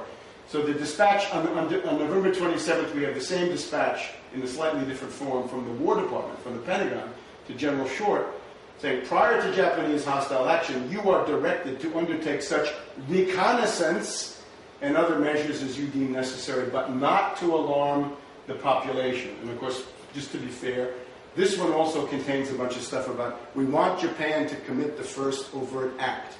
Yeah, fine. But you can have all kinds of nice reconnaissance that don't constitute any sort of overt act. Yamamoto, of course, has this daring plan for a surprise attack, but in many ways, I would also say how conservative this is, really how not daring. If you were serious, if you really wanted to cripple the United States, you'd have to destroy the Panama Canal, and this could have been done. Right? This would have been a fairly easy thing. After Pearl Harbor, you would have think they would go on to Panama Canal. By the way, in response, the reason I'm also bringing the Panama Canal, in response to this and to this is sent to a lot of people. It's sent to San Diego, among others, to San Francisco. And it's sent to the guy in the Panama Canal. And the guy in the Panama Canal sends back pages and pages of all the stuff that he's doing. He says, I'm going to operate my radar 24 hours a day, which the guys in Pearl Harbor don't do. So there was this guy, the commander in the Panama Canal, is much more energetic. He would be one of the one-third who actually respond to the things that you send him. Now, what would reconnaissance look like? This is now we get to see some ships. I hope you like ships. Anybody been in the Navy? I like ships. In order to do this sort of thing, in the 1920s and 30s, they had a kind of ship which doesn't exist anymore, because now, of course, we have radar and satellites. There's something called a scout cruiser. And what's a scout cruiser? It's a light cruiser, and it's supposed to go out and see what's there, because that's your way to do it. You don't have radar, you don't have satellites. You have to send somebody to look. And this is a U.S. light cruiser in the 1920s and 30s. Now, notice also what they have. It has a plane on board. It has a float plane, which is a seaplane. It's launched from a catapult, and this thing can easily go out 300 miles and come back. So if you're sitting north of Pearl Harbor, you put out some of these ships. The float plane can go out 300 miles, come back 300 miles in the morning, and then if it's kept in good shape, you can send it out the other direction. Every one of these things can watch about 600 miles of ocean. Maybe that's a little bit, but 400, 500 they can certainly do. Okay? And that's just a standard light cruiser. Here's another one, see, with a float plane, a little bit later in the war. There are even some light cruisers that have two planes. And again, the range on this is 675 miles. So in theory, it can go out 300 miles, come back 300 miles. Now, what's to prevent you from sending 4 or 5 of these things north of Pearl Harbor, and nothing is going to escape you? Right? You're going to know what's going to happen. Why didn't they do that? Why didn't somebody tell them to do that? It's not a big problem. Look, even the British have it. Here's a British light cruiser, and here's their version of the same thing. See, it's kind of anachronistic. It's got this old pusher prop up there. You have 33 submarines. send out a few submarines, right? That's the most discreet way of having reconnaissance, right? You're sitting under the water. If anything comes by, you see it, but you're not going to start shooting. And then you have the famous PBY Catalina with a range of 2,520 miles. That means you can send it out 800 miles, across 800 miles, and 800 miles back, or something almost that much. Why didn't these men do that? You even have the B-18 bomber, forgotten, right? The B-18 Bolo. It's a range of 1,000 miles, so fine. 300 miles out, 300 miles across, 300 miles back. And the Japanese attack is launched from about 250 miles out. So now, assuming my plan is, my capacity is Admiral, I would recommend 5 light cruisers, 1,000 miles out. Given the fact that they have the float planes, they can cover 2,000 miles of arc, 120 degrees to the north. Then 500 miles out, you get 10 destroyers, submarines, and patrol boats. And then 250 miles out, you get 12 old ships, some old tubs, under the military district of Hawaii. In other words, this was the fleet that was there before the fleet came from San Diego. You want to run 24-hour radar, and you want to have plenty of flights of airplanes. And they didn't do any of that. Not only did they not do any of it, but the main issue is that the people in Washington who had some picture of what was going to go on didn't tell them, this is what we want you to do. You're screwing up, we want you to do this. So you see, you'd be defending, here's a 1,000-mile zone, right? You're essentially, your first line of reconnaissance would be along this 1,000 miles. So the Japanese fleet comes from this Hippocapu Bay across here and down. The attack comes from the north, and apparently they knew it would come from the north. Stinnett tries to say that the Washington authorities tried to make this a vacant sea, that no ships were allowed in the North Pacific at all. This is overdone, what he says. The attack actually came from right above an extinct underwater volcano called the Prokofiev Seamount. See, here's Hawaii. See it? So it actually comes from the northeast, slightly. Now, Turner, after the war, says, we were prepared to divert traffic when we believed that war was imminent. We sent the traffic down via Torres Strait so the track of the Japanese task force would be clear of any traffic. So he's clearing the track for the Japanese to get there without being discovered. Now, where's the Torres Strait? The Torres Strait is here between Australia and New Guinea, way south. This is the Torres Strait. So it is true that Turner and company are trying to create a vacant sea up here and send everything all the way to the south. But this is Richmond K. Turner. This is not Roosevelt. There's no proof that Roosevelt even knows about this. There is an attempt to have a diplomatic solution with Japan, but it's dropped towards the end of November. 2 days later, the war warning goes out. And we've seen it again. This dispatch is to be considered a war warning. Now, the Republican report says Marshall, the commander of the Army, and Stark were goofing off on Sunday morning. And they were. But again, these are invisible government characters. This is not Roosevelt by any stretch of anybody's imagination. Generally speaking, without going into details, there's a cover-up for Marshall, there's a cover-up for Stimson, there's a cover-up for the Navy. And the ones that they want to defend are Stimson and Marshall. Skull and Bones, Simpson. And he has a whole history. We don't need to go through this. The ego ideal of Bush the Elder. The Stimson diary is often used to try to indict Roosevelt, right? How can we maneuver Japan into the position of firing the first shot? It's desirable to make the American people know that the Japanese are the aggressors, right? But again, this is Stimson from the invisible government. Stimson. Turner, interestingly, has an intelligence position. He says the Japanese will not attack at all. As long as he can, he says the Japanese are going to attack Russia. And then when that's no longer possible, he says, well, the Japanese are going to attack the British and the Dutch, but not us. So his message is always, don't do anything. And this is essentially what he does. He takes over the intelligence. He has this crazy Soviet thesis. won't attack the United States, and he blocks a very important warning on December 4th. And then he lies to Congress. So if you need a new face for the villain of Pearl Harbor is this banal individual.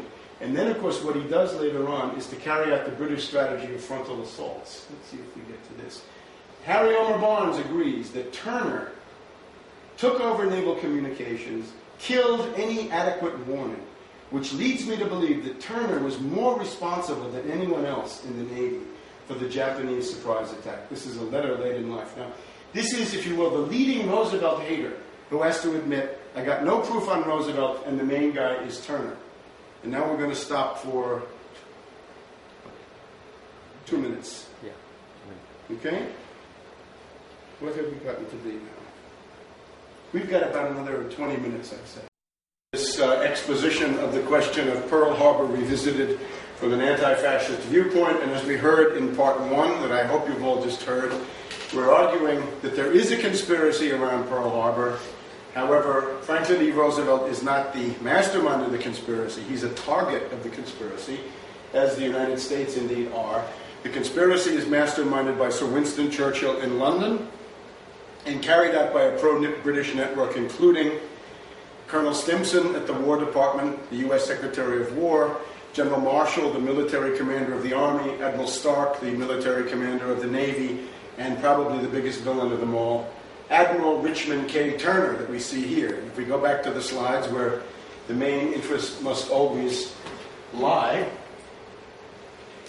this again is the last word, or one of the last words, from Harry Elmer Barnes, a guy who was a very interesting historian. He was a valid critic of the Versailles Treaty during the 1920s, wrote about the coming of World War I. I think he was a professor at Smith College in Massachusetts. Anyway, the outcome of a lifetime of research for him is not just, as we saw before, that there is no proof that Roosevelt was ever informed by anybody that there was going to be an attack on Pearl Harbor, specifically at the date and time that was ultimately the case. And he also says, look, if you look at it, the person more responsible than anyone else, certainly in the Navy, and that of course is going to be the center of matters, for the Japanese surprise attack is Admiral Richmond K. Turner, the head of the War Plans Division, who, as we see here, took over naval communications and naval intelligence. So with a kind of a bureaucratic coup and end run, he was essentially dictating policy to the entire naval establishment. And this is his letter to another Pearl Harbor historian in 1962, in the last decade of his life.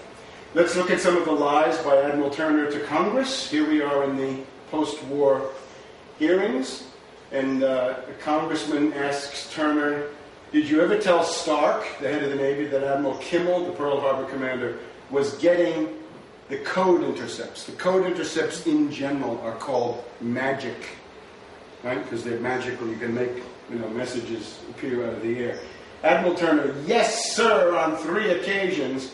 I asked the chief of naval communications about it, and I told Stark that Kimmel was getting everything.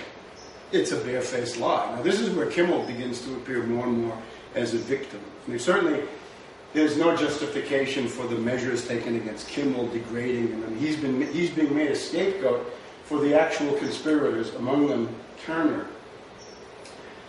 Again, a month before the attack, the naval aide to the Secretary of the Navy, Knox, asks Turner, is Kimmel getting the magic messages, the code intercepts? Turner says, Beatty, of course he is. He gets the same magic that we have here. Well, of course, Kimmel gets nothing, and this seems to be part of the pattern. Beatty, again, the aide to the Secretary of the Navy, says, Richmond K. Turner is certainly one of the most important persons responsible, if not the man mainly responsible, for Pearl Harbor. And this we find in Primer's Pearl Harbor, the Verdict of History, a balanced but empirical account. So here we have a lot of people who have devoted their entire lives to this, starting from a point of view which is completely different from my own. They converge on Richmond K. Turner, and I think this gets us very, very close to the heart of the matter. And again, the Republican report, let's go back to McCollum, right? Stinnett's bête noire, right, his main target. McCollum, having received the east wind rain on December 4th, 1941, prepared a dispatch ordering full alert for the fleets in the Pacific. He tried to get permission to send the dispatch, but he was blocked by Stark, Ingersoll, Turner, and Wilkinson. Mainly Turner. He was discouraged from doing so on the grounds that the message of November 24th and 27th to Kimmel, the war morning, was already sufficient. But this is inadequate. In other words, if you see that the commander is not doing what he's supposed to do, you've got to keep sending. You've got to get on the phone again and again and again. And there are some locals where you've got to call 10 times before they'll finally do what you want. But that's your job. You have to do that. Otherwise, you shouldn't be in the general staff. And there he is. Richmond K. Turner. There's a warship named after him these days. And again, he's no creature of Roosevelt. He's an enemy of Roosevelt. A couple of other things we can say about him. He's also, in some way, hooked into the British faction. In other words, he owes his career to the Admiral Sims faction in the Navy. And I would invite people to go and look into this, because I have not had time to document all that in any detail. Look, a missing slide. We needed Admiral Stark. We'll get him there soon enough. Now, notice one thing. One of the things that Turner then does is he becomes the commander of the amphibious forces in the Pacific Fleet. Now, I hope you know the polemic between MacArthur and the Navy in World War II.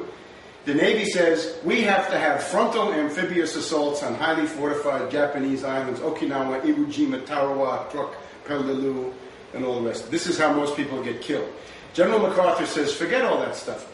Don't go where they are, go where they're not. And he goes all the way from Australia to Tokyo with 50,000 casualties, which is less than the Battle of the Bulge, less than the Anzio landing, less than a whole series of battles in Europe in World War II. So, again, it just shows that MacArthur is the good general. The British plan is, of course, that World War II is going to go on until about 1955. The Japanese are going to have several years to fortify everything. The U.S. is going to come back in after the war in Europe is over. The U.S. is then going to have a series of bloody frontal assaults by the Marines on these heavily fortified islands. U.S. war dead, 2 to 3 million, comparable to the French in World War I. Right? This is what they would like for the U.S. under Churchill. Let me see. Now, the British are defeatist in the Pacific. They don't reinforce Singapore, right? Their big fortress in Malaya. Averell Harriman, representing the British side, says that everything between India and South America is one vast, doomed area. Well, that's way more than half the surface of the Earth. So you're going to leave, give them 5 years to fortify, and then you're going to come back in with these crazy frontal assaults. It might have been 10 million U.S. dead at the rate these people were going. Let's take an example, the Brisbane Line. Okay, this is something that came out of World War II. The idea, of course, is from our dear friend Churchill. Now, here's the Brisbane Line. See, here's Australia, right? It's about the size of the continental United States. The main population, of course, is down here. Melbourne, Sydney, Canberra is in here somewhere. Brisbane, right? The people are basically all here. This is completely empty. There's some population over here, population over here. The rest of this is empty. This is tropical. I've been up here, Banana Shire. This is basically a rainforest, right? Bananas. Here's your Great Barrier Reef and all the rest of it. Now, the British plan is you can't defend Australia. The Australian divisions are in North Africa fighting Rommel. So they say, what we're going to do is abandon everything except this quadrant right here. And you can see the Brisbane Line. So the Japanese get to take all this. And then you're going to come back in this area the size of the continental United States. Maybe the U.S. losses are up to 20 million now when you do that. And then, of course, they'd run the war with these lunatic frontal assaults. So you can see that if you really let the Japanese run wild for 5 years and fortify everything, it's going to be an immense, immense task. And there's no reason for that. Here's a good book, The Truth About the Brisbane Line. Now this is the Australian Prime Minister Menzies, or Means. And what this is a left-wing pamphlet saying this guy was pro-Hitler, an appeaser, he's pro-fascist, he likes Franco in Spain. He quit the militia in 1914. He's a coward and all the rest of it. This guy is one of the theoreticians of retreating to the Brisbane line, saying you can't fight Japan anywhere except retreat to the Brisbane line. Here's another book about it. So this is a live issue in Australia. Probably people here don't know a whole lot about it. So I think these are some of the things that Stinnett has neglected. But now maybe we get to the codes. Here we go with the codes. This is now the conclusion. Now, the big thing with Pearl Harbor is the code intelligence, right? That code messages of the Japanese are being intercepted. Now, we've seen that they don't go to Admiral Kimmel and Admiral Short in Hawaii. The big question is, does Roosevelt have them? What did he know and when did he know it? Does Churchill have them? What did he know? When did he know it? Now, some codes work with machines, right? I think this is a German Enigma machine, 3 rotors, right? 3-rotor Enigma. They got up to 4-rotor Enigma. It's basically a code machine. I won't go into the details of how this is done. I'm really not an expert. I could give you a crude account, but it's probably better not. The Emperor's New Codes. The Japanese have one system for diplomatic, and they even have different systems. Let's put it this way. They have a group of codes for diplomatic purposes and a group of codes or ciphers for military purposes. Now, remember the famous movie, Midway? And here we have Charlton Heston is the guy on the carrier, and Hal Holbrook here is Rochefort. And Rochefort, you see, he's an eccentric. He wears a smoking jacket. He's the code breaker of Midway. And he's saying, tell the admiral the Japanese are going to attack Midway. And they say, well, how, are you sure? And he says, well, we can't be sure. And then he says, put out a report that the water tank on Wake Island is, the water tank on Midway is busted. So the Japanese then send a code that says, water tank on Island X is busted. So from this he says, look, I can never prove it to you, because he couldn't read Midway in the Japanese code, but he could read generally what they were doing. Now the trick with Midway is, it's about 6 months after Pearl Harbor. So by 6 months after Pearl Harbor, this real, not this guy of course, but the real person that he's playing, could read much of the Japanese fleet code. But at the time of Pearl Harbor, 6 months earlier, there's every indication that the U.S. could not read the fleet code, except for 5 to 10% of the simplest stuff, which meant that you couldn't figure out. It'd be like reading 5% of a foreign language. You wouldn't be able to get very far. So, Rochefort in Midway solves what is called JN25. This is the absolute crucial issue, and it's the point where you defeat Stinnett completely, because now you're no longer in the area of opinion. In the 6 months after Pearl Harbor, with tremendous resources already miraculously available, he guides Nimitz in the Battle of Midway, June 1942, 6 months later. Now, in the U.S. government, this is a list of the people who get the Japanese code intercepts. And they're of 2 types. One is called Purple. Purple is the diplomatic code. The other one is JN25, the fleet code. Those are the 2 main ones. Now, the secret of the entire thing is, the U.S. at the beginning can read Purple. The U.S. gives the British a Purple machine. So the British can now read Purple. So the U.S. and the British read Purple. The U.S. cannot read JN25, the 5-number fleet code. But the British can. So the British have a monopoly. The British know what the Japanese are going to do. And according to everything I've seen except that one hearsay note, the Japanese movements are known to the British, and the British don't tell the U.S. This is the heart of the matter. This is the conspiracy in its starkest form. It's also interesting that among the U.S. characters, who gets to see the magic? Stimson, Marshall, all these guys, the Army intelligence guy, Richmond K. Turner, Stark, McCollum, Cranmer, but not the president. In other words, the story of Pearl Harbor is not really, does Roosevelt share intelligence with the Navy? It's the Navy denies intelligence to Roosevelt. And of course, the invisible government in general denies it to Roosevelt. See, here are the two ones. The codes in general are known as magic or ultra. The purple code is the Japanese foreign ministry and embassies. So if you want to know what the Japanese ambassador is going to say tomorrow, read purple. The JN25, 5-number code, code book D, is the fleet code. So if you want to know what the aircraft carriers are going to do tomorrow, read JN25. And they don't talk about the same things because they're all very terse and laconic. Purple, broken by the US, shared with the UK. JN25, broken by the British. They called it black jumbos, BJs, blue jackets, but not shared with the US.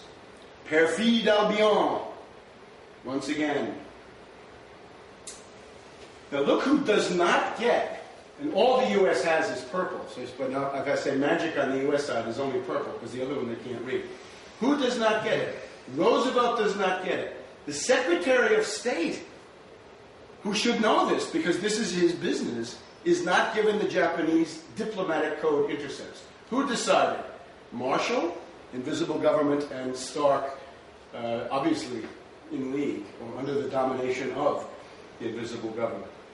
So there's a period, here let me just show you, I have this written up better. Marshall and Stark, how can you not give the president the codes? This, by the way, shows up in the movie Tora, Tora, Tora. Remember? When one of these guys comes in the office, he says, what, you're not going to give the president the codes? And the other one says, yeah, we think he's got communist advisors.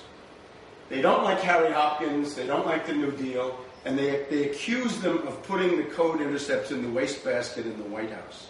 That they're not sufficiently, good custodians of the secrets. Now, no purple for Roosevelt from late September 1940 through January 23rd, 1941.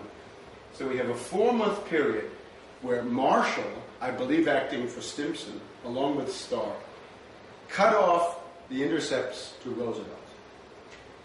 And, maybe even more dramatic, no magic for Roosevelt from May 1941 to 12th of November 1941. Basically, 10 days before the Japanese task force sails to attack Pearl Harbor, Roosevelt is getting 0 diplomatic codes from the Army and the Navy. So it's a total of 4 months approximately and 6 months. So it's 10 months. The president is being deprived of the codes by the goddamn invisible government.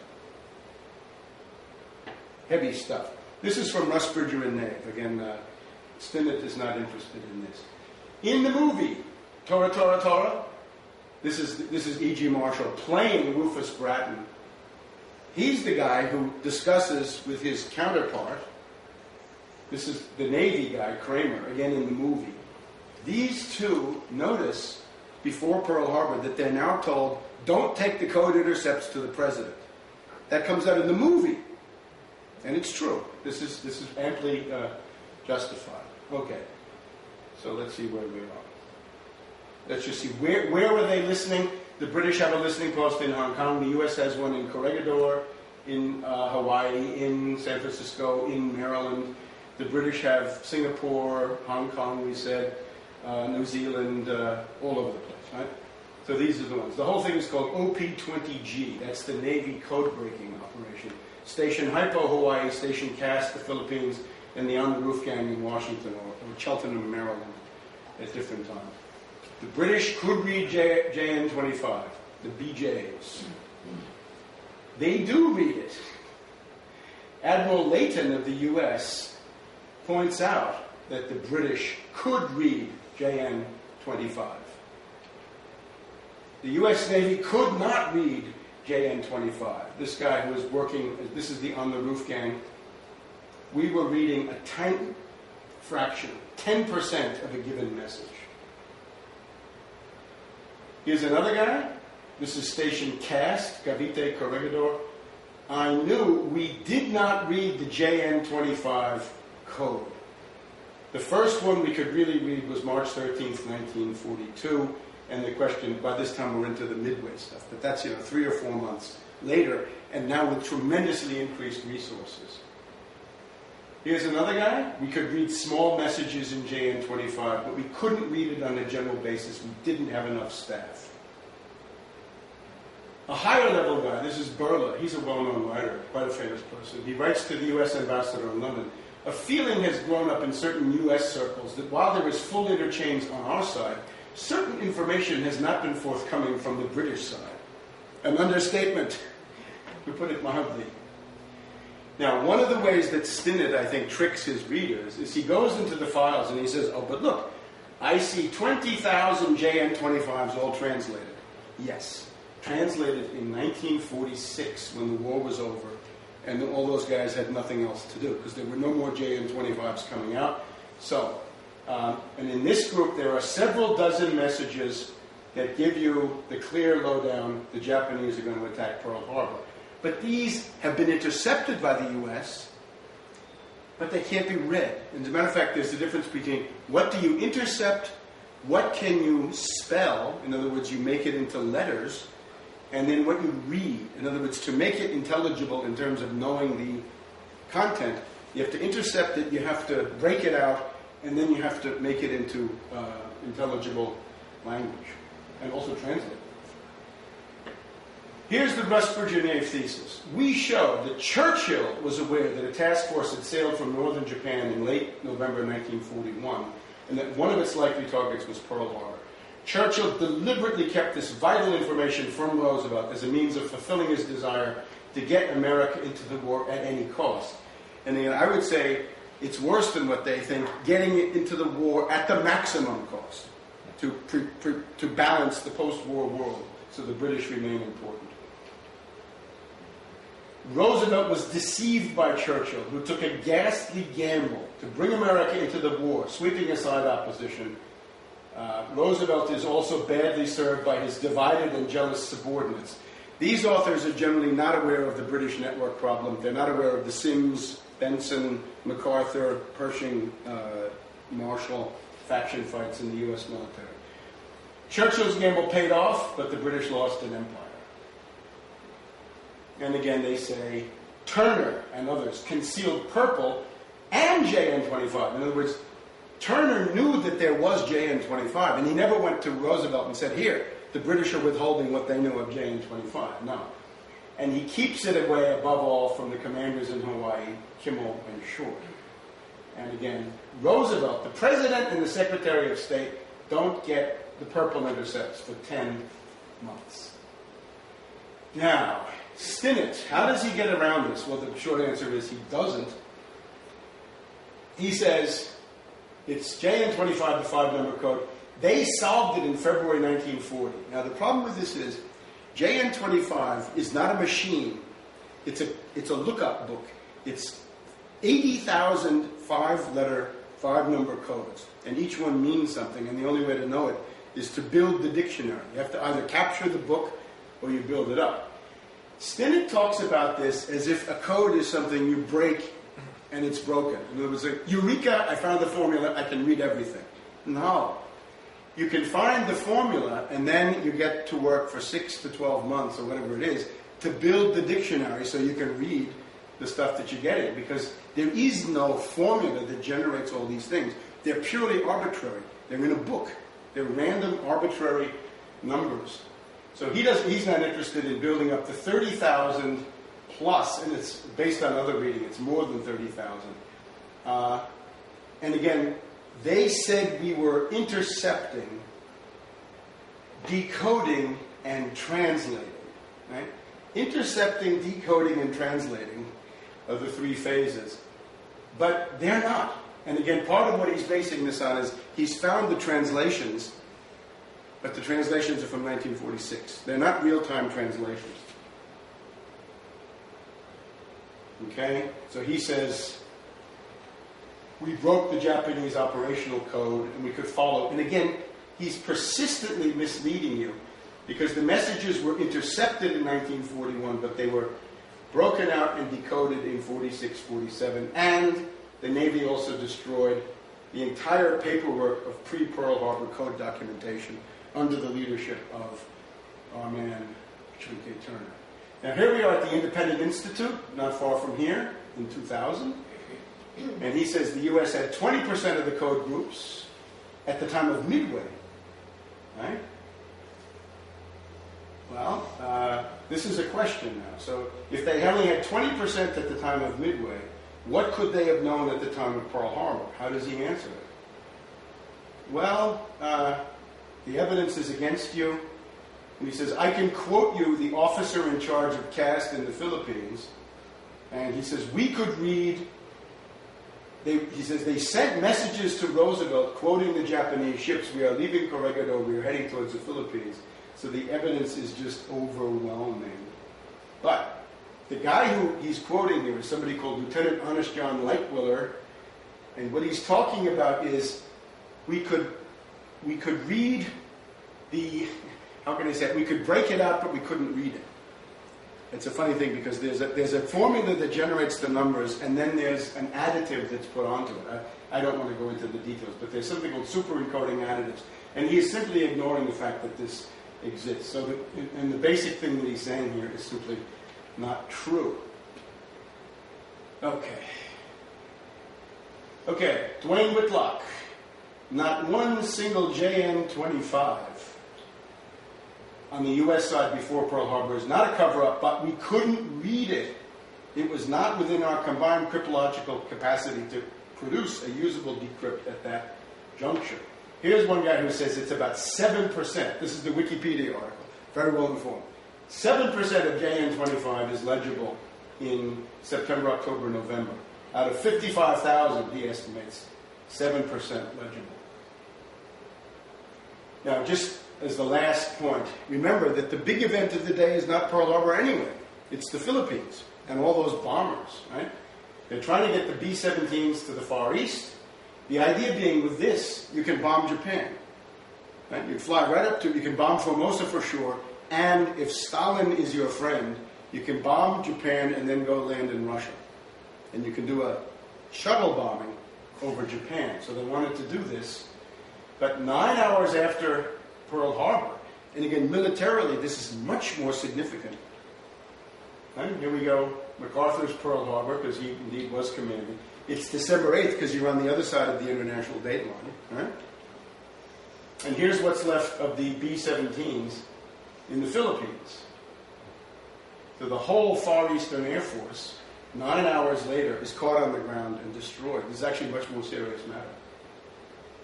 The collapse of Allied air power west of Pearl Harbor. This is actually much worse.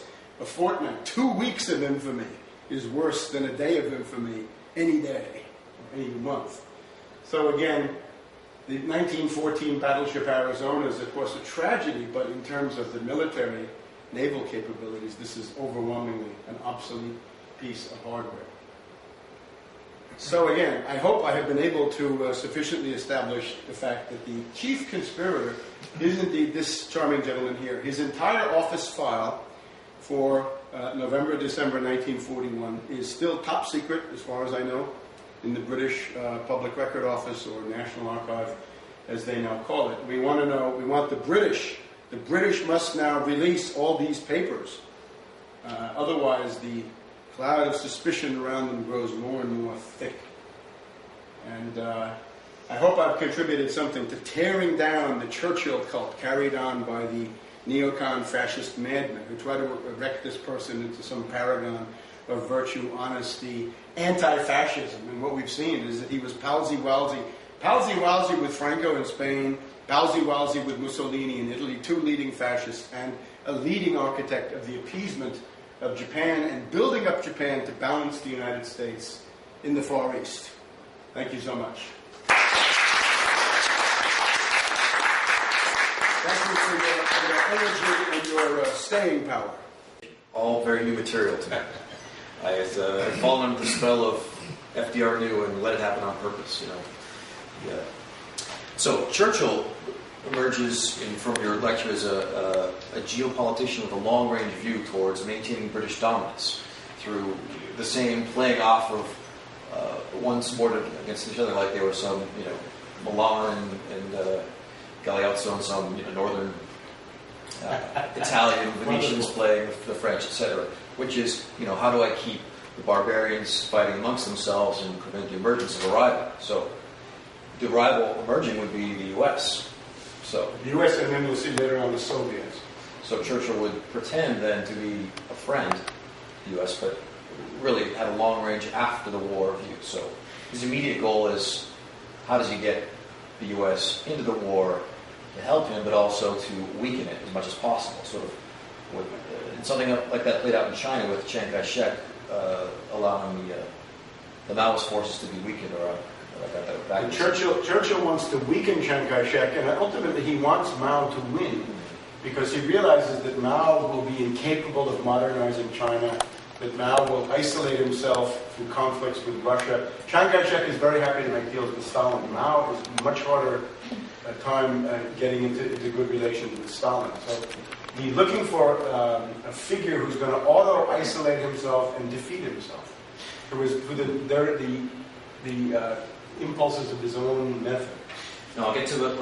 My question is really, did FDR become witting? Did he realize that Churchill had thrown him under the bus, and how did this affect their relationship after the war ended? If you look in the memoirs written by Elliot Roosevelt, it's called As He Saw It, and it is an account of the Tehran Conference, the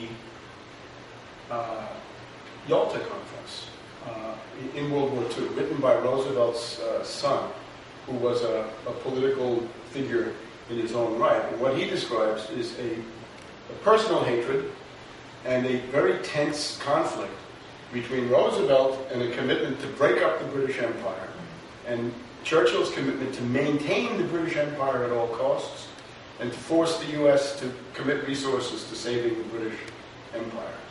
So as Rusbridger and Nave, I think, correctly point out, Churchill is a desperate gamble.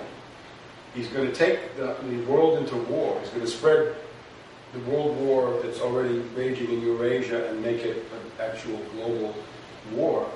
And he hopes to come out of this with the British Empire intact, but it's quite a gamble. And it would not have worked, except for the fact that Roosevelt dies.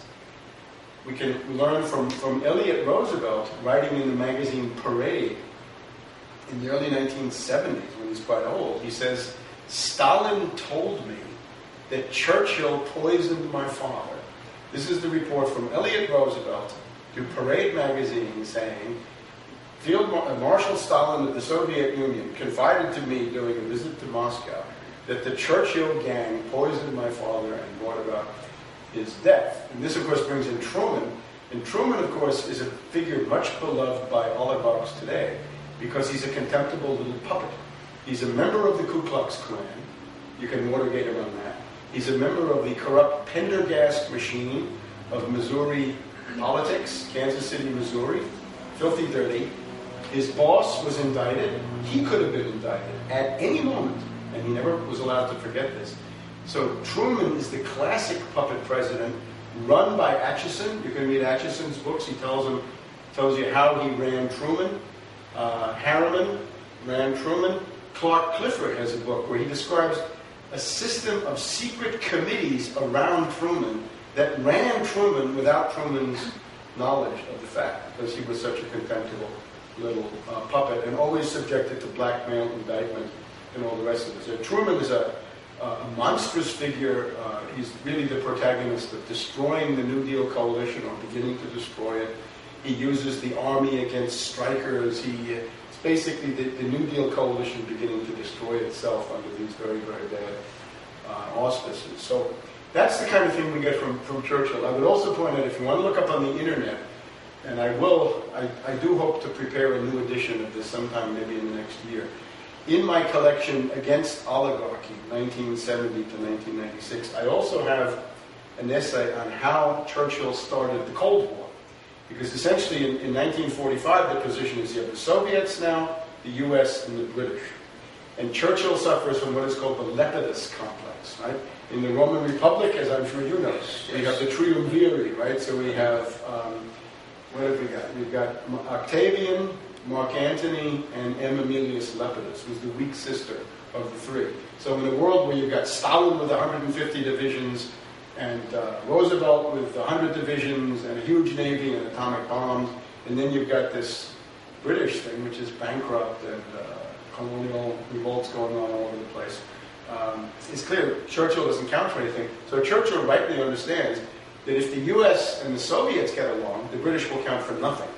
But if the US and the Soviets are at each other's throats, then the British become a precious ally to be courted, to be financed, to be given loans, to be propped up in all sorts of ways. Another good example, and that's really the origin of the Cold War. We could go through that perhaps another time. Another good example, the Atlantic Charter. Now, I have to confess that one of the reasons I wanted to do this report now is that we are now in the party realignment crisis here in the United States, right? It's the summer of 2007, and the party system is breaking up. And the deepest conviction of my life and work over 40 years now is that what we need is a massive return to New Deal economics up and down the line. Without that, this country and the world are doomed.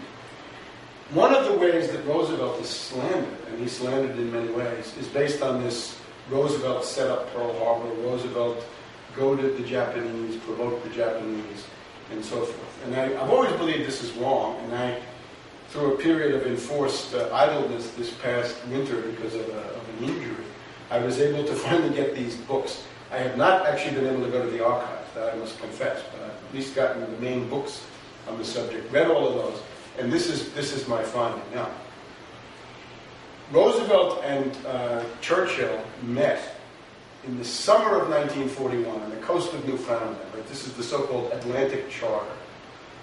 What's the Atlantic Charter? Well, freedom from fear, freedom from want, freedom of speech, freedom of religion. It's supposedly the war aims of the Allies, the US and the British in World War II.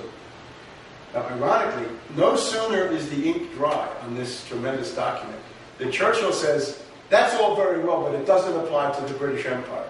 Because these guys in India come forward and they say, hey, Atlantic Charter, self-determination, freedom, freedom from fear, freedom from harm. What about us? Gotcha, says Churchill. It's only for the North Atlantic, not for you guys, and not for the British Empire. So that's awful. But what Roosevelt then does, and this is something that people should be aware of, I think it's the great unfinished job right now. In the State of the Union address of January 1944, Roosevelt enunciates the Economic Bill of Rights. The Economic Bill of Rights. And it's clear that what he's got in mind is a series of 6 to 8 constitutional amendments, or some other form of packaging it, that are going to anchor economic rights in the Constitution. Because right now we have a general welfare clause, but nothing specific. What he's talking about is the right to a job, the right to medical care, the right to a retirement, the right to fair competition if you're a small businessman, and a series of other things. It's clear that if Roosevelt had lived into 1946-47, one of the things he would have pushed for is the actual enactment of the Economic Bill of Rights of January 1944 as a series of constitutional amendments. And if that had been done, a lot of the features of the New Deal would have been irreversible, short of an all-out fascist coup d'etat. But right now what we've had is, for the past 40 years, the New Deal, to put it another way, the New Deal coalition survived until it was smashed by Lyndon B. Johnson around the Vietnam War. The New Deal died in the streets of Chicago in June of 1968. And I was there myself protesting against Hubert Humphrey and the Democratic war policy in Vietnam. But that was the smashing of the New Deal. And this was done by Johnson, right? His persistence in the Vietnam War. Since then, we've had 40 years of reaction. We've had a decline in the American living standard by 2/3. We've had military defeat in Vietnam, military defeat in Afghanistan. In Iraq, we've had a period of awful reaction, the Southern strategy. We've had, essentially racist values dominating the country. Unions in full retreat, right? Gouging of wages up and down the line. Right? The general feeling that people are low-wage economy, people are worthless. I think right now we have a chance. One of the things we have to do is to say we've got to go back to the pre-1968 world, which is essentially the late New Deal. I mean, have you felt nostalgia for the 1950s? Ever? If you can remember it? Well, what are the 1950s? The late New Deal. Obviously, some of us are much too young. All the ladies, for sure. But the world of the 1950s is what? It's the completed New Deal. And it's certainly a better world, with some exceptions. Obviously, there's a lot of racism There are a lot of very severe problems. But generally, in terms of a belief in progress and a reality of progress that everybody could see from day to day, that was real. So I think we have to go back to it, and I think one of the ways to do it is to really see the achievement of Roosevelt. Because to say that Roosevelt is a monstrous schemer who wants to get everybody killed and destroy his own navy, it tends to completely skew your version of 20th century U.S. history. And I just wanted to try to set that straight, because it seems to me that the revisionists as such, they really have no merit. And that indeed Churchill is a scoundrel of unbelievable proportions. And the gall of the neocons to come forward now with this character. And of course we're told that in the Oval Office today, little Bush, when he sits at his desk for his 20 minutes a day, behind him, looking over his shoulder, a bust of Sir Winston Churchill. You can read that. There's a psychological profile in the Washington Post during the last week that describes his ego ideal, Churchill. Right? Alone, not governed by polls or public opinion, and of course, an out-and-out fascist. Pro-Mussolini, pro-Franco, pro-Japan.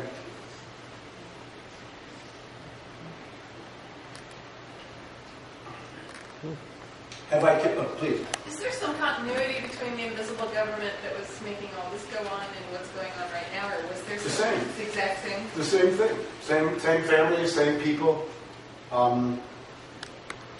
Again, the Bush family is part of the OSS CIA at a rather middling level, I would say, but they're there.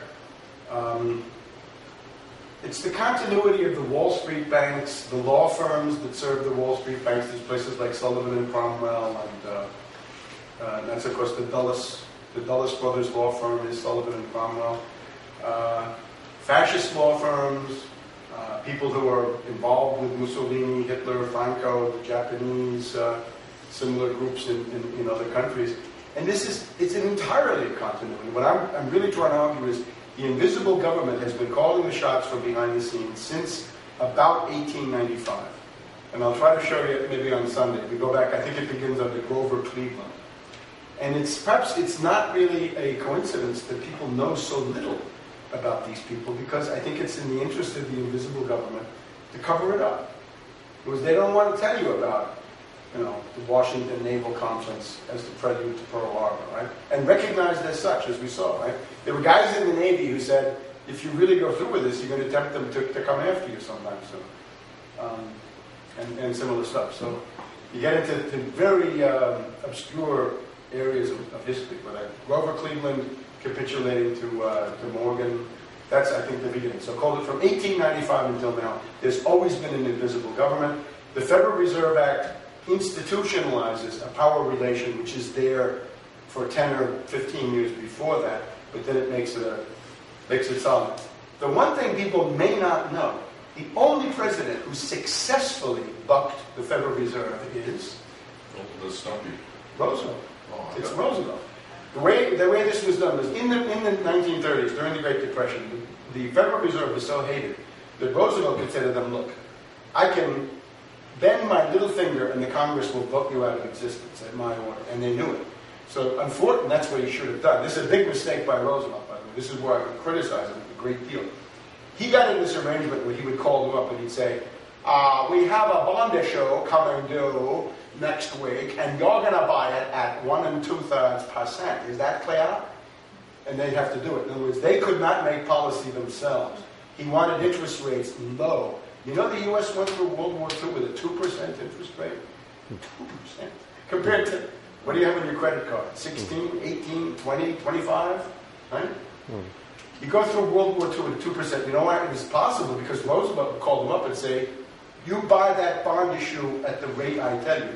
So under Roosevelt, the Federal Reserve is de facto nationalized, it's de facto a bureau of the Treasury, and it does exactly what the elected president tells them to do. In 1952, when Roosevelt is dead and the Korean War is on, Truman tries to reassert the ability to dictate interest rates, and they tell him, go jump in the lake. And since he's a contemptible little puppet, that's the end of it. And since then, interest rates have gone into orbit, and that's the usury economy that you see. But if you're concerned about the Federal Reserve, the only one who ever defeated the Federal Reserve, and this over a period of a dozen years, Franklin D. Roosevelt. Little known, huh?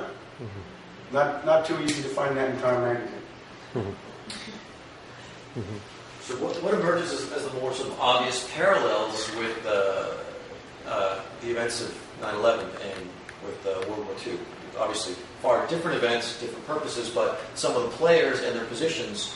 When you discussed Richard K. Turner, I thought about the Dave Frasca and Marion Spike Bowman, whose job was to sort of sit on potentially damaging information and hold it until the horse was out of the barn, etc. Are there parallels in the players that you've studied? I wouldn't try to set up mechanistic one-to-one comparisons, but you sort of see the idea, right? It's comparative theology, if you will. It's a coterie of invisible government operatives with strong Anglophile sentiments. Again, they're devoted to oligarchy. The goal of oligarchy is always to preserve oligarchy. And they're against dictatorship. They don't want this. They want a weak state. And of course, what you have today is a weak state. Some people think it's a strong state. They're crazy. We have a government that's, the U.S. government is weaker than J.P. Morgan Chase, weaker than Halliburton, weaker than ExxonMobil. So in our time, you have 9/11 as a coup d'etat carried out by a network in the Pentagon, in the CIA, in the NSA, in the Treasury, yes, in the Federal Reserve, by all means. They all have to take part, right? There's a whole question of insider trading. If you didn't have the Federal Reserve and the Treasury on board, and the Securities and Exchange Commission, you would have had the whole insider trading stuff would have pointed you right at people who knew or who were doing it one way or the other, who could lead you to people who were doing it. So you have private networks infesting the government. They're not loyal to the Constitution. They don't follow the dictates of the elected president or Congress or whatever it is, but they have their own agenda, and that is set by a private financier network. Therefore, invisible government, parallel government, secret team, rogue network, deep state, deep politics, sometimes called, finance oligarchs, my favorite term, London, New York, the Anglo-American financier faction. That's what has run the world. And of course now their empire is collapsing. It's not so much that they want global dominance. They want to preserve the wretched empire they have, and it's collapsing. So they're forced to do wild things. I mean, look what this guy does. This is bad news, right? It's very, very dangerous to take a empire down this road. And sure enough, his beloved empire is gone within a decade after he does these crazy things. India is gone, and that means the rest of it will be gone pretty soon after that, at least in the formal terms. So I think what you see is a story of imperial desperation by a dying empire, which is what he represents. Similarly, the U.S. today, in terms of the dollar as it has existed, is a dying empire. And these networks then inside the government to try to orchestrate reality in a desperate flight forward, I would say, to try to get the things they want. But they're doomed. And the other problem, of course, is you find that the people who should be opposing them just aren't doing it. There's not enough vigilance inside the institutions and in the population in general. But I hope also that by seeing this, you can see that 9/11 is not new. Again, we had the assassination attempt on Roosevelt, the fascist march on Washington, Pearl Harbor, and then we could add in all the other stuff, the Kennedy assassination, the Gulf of Tonkin, the U-2, the Bay of Pigs, Watergate, which we did mention, and a couple of others. So you basically got 112 years by now of invisible government machinations, really making a mockery of the idea that it's government of laws and votes and legality. Right? This is the most illegal country in the world. We have an illegal president. He's been put into power by coups twice, vote fraud coups disguised as elections. The whole political system is based on assassinations. John F. Kennedy, R.F. Kennedy, Martin Luther King, and so on. We have antitrust laws.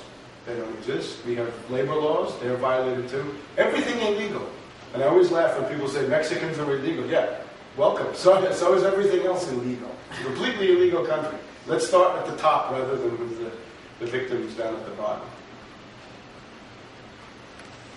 So we see, obviously the problems here. Is there any solution that comes to mind of what we can, other than education? And I know that's going to be closing the door after the horse is gone, because it's just not possible, I don't think, educate enough people fast enough. But maybe. But is there anything that comes to mind that you could suggest? Absolutely. And I'm glad you asked me that question, because I would be much more optimistic than you seem to be. I think you have to have, first of all, a conjunctural perspective. In other words, if a political system is breaking up, which it is, party realignment, we can talk about it. If the dollar is in a period of death agony, which it is, this also helps. If you've also got a certain generational constellation, which is emerging in terms of precedents that you can identify in the past, so the Strauss-Howe generation theory. If you've got all that, you're basically drawn to the conclusion, as I am, that today's U.S. political geometry is the most unstable in 150 years. To find anything comparable, you've got to go back to the 1850s. And that turned out to be the verge of a civil war. We have to avoid it. But that's the kind of stuff that you're talking about right now. I see the political spectrum, and I'll talk about this tomorrow, splintering 7 ways.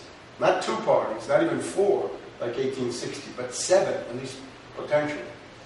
So what I recommend is obviously that people should become active.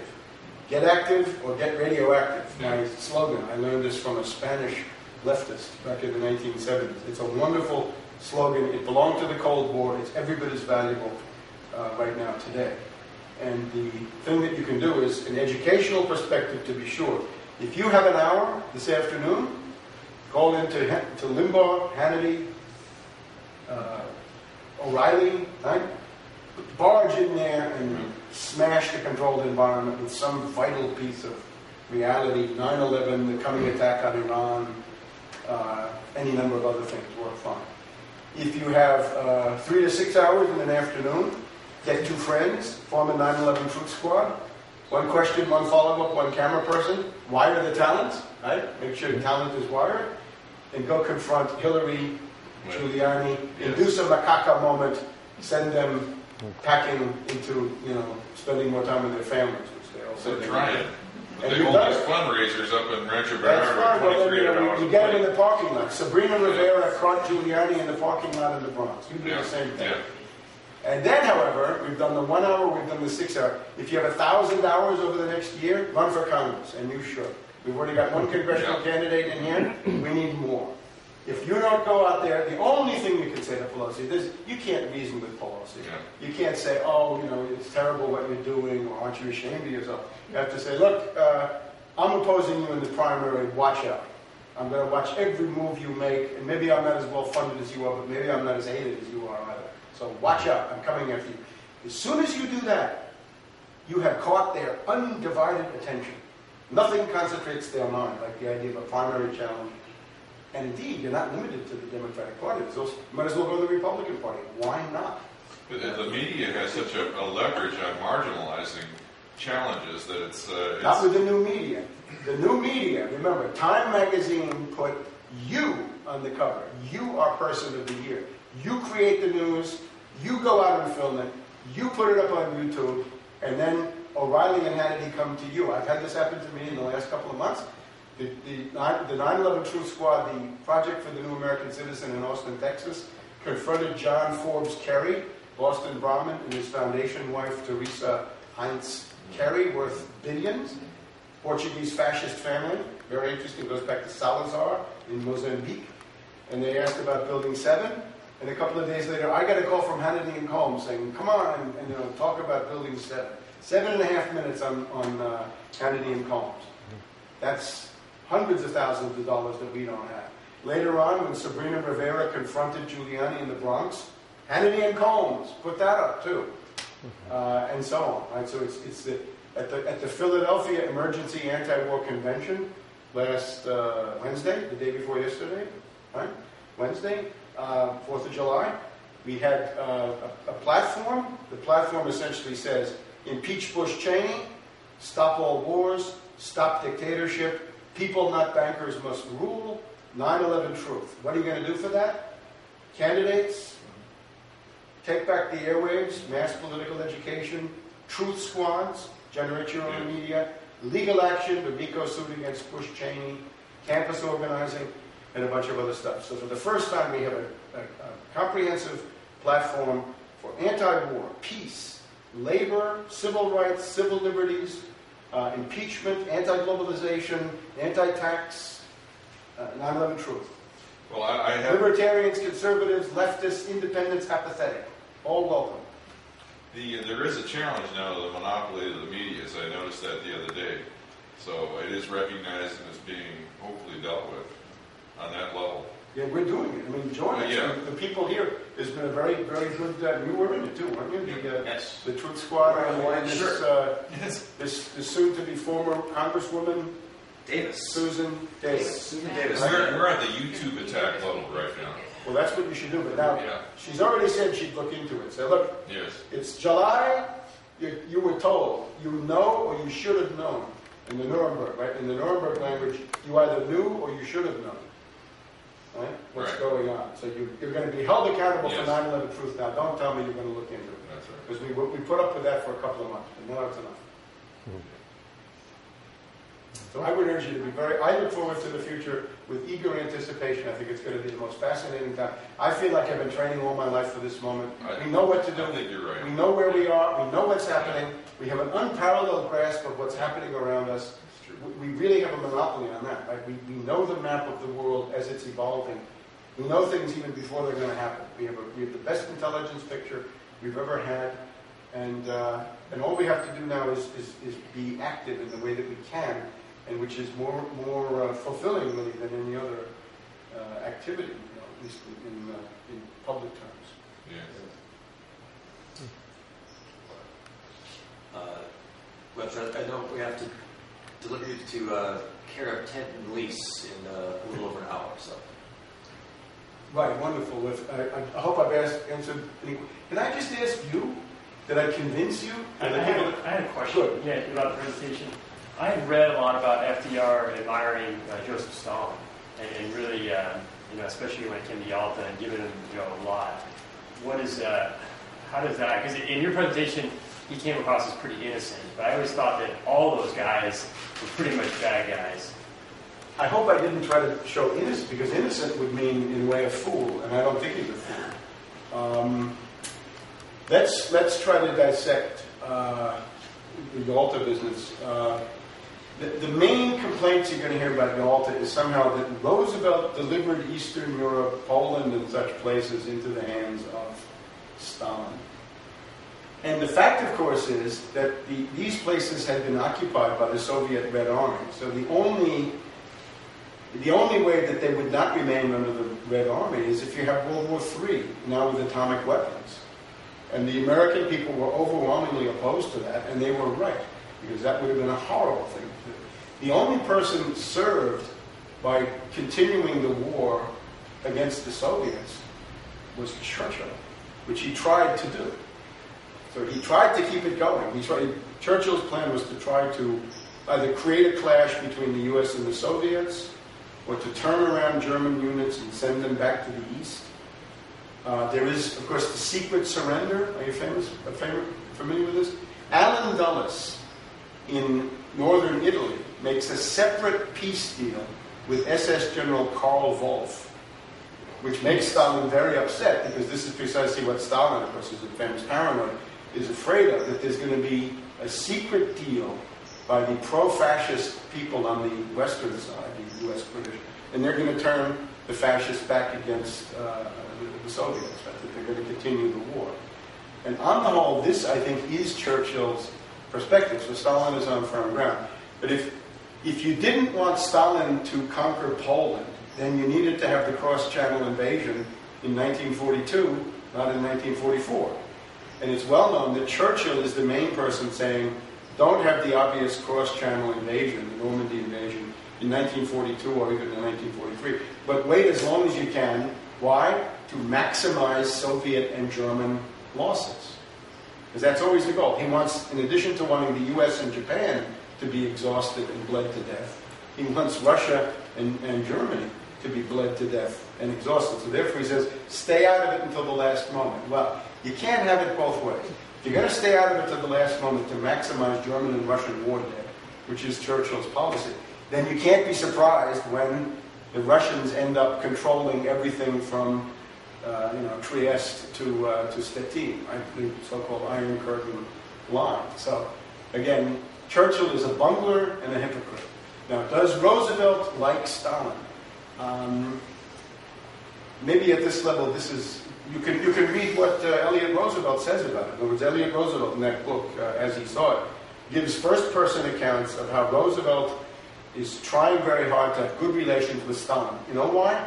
Because Roosevelt's perspective is, in the post-war world, the operative alliance is the U.S. and the Soviets. That there'll be a U.S.-Soviet condominium, and that will dominate the world. And he considers that the Soviets will need industrial reconstruction, which will mean that the U.S. will not fall back into the depression of the 1930s, because there'll be a steady stream of Russian factory orders to build all kinds of things, bridges and capital goods and the rest of it. Whereas the British, if you give the British the money, which is then what happened, the British will try to maintain the obsolete empire arrangements, in particular something called the sterling balances, which today is a completely forgotten thing. But if you were in the British Empire, you had to keep a certain amount of money in London in the form of pound sterling. And since Britain was bankrupt, this was almost impossible to maintain. So the U.S. lent the British $3 or $4 billion, which was a huge sum, in post-World War II. And the British, instead of using it to buy capital goods from Detroit or heartland, industrial U.S., they simply used it for monetary speculation and so forth. So I would say Roosevelt is determined to have good relations with Stalin. Yes. And I think it's the correct policy. The alternative is then the Cold War, which you have, which essentially means you're not doing anything for Poland. Poland would have been best served by having a period of relaxation of tensions in Europe after World War II, and it's precisely the British who make this impossible. And I can show you all kinds of quotes of people. Sumner Welles, we saw him today. He says, in about 6 weeks after the death of Roosevelt, the entire Roosevelt policy is completely thrown overboard under the influence of these pro-British Churchill guys, Harriman, Acheson, and Truman, who then come in. And essentially everything that Roosevelt had planned for in terms of long-term cooperation with the Soviets, above all this thing about dismantling the British Empire, this is completely abandoned. Now think about this. The U.S. was considered an anti-imperialist power, a big plus. What are the main disasters of the U.S. in the post-war period?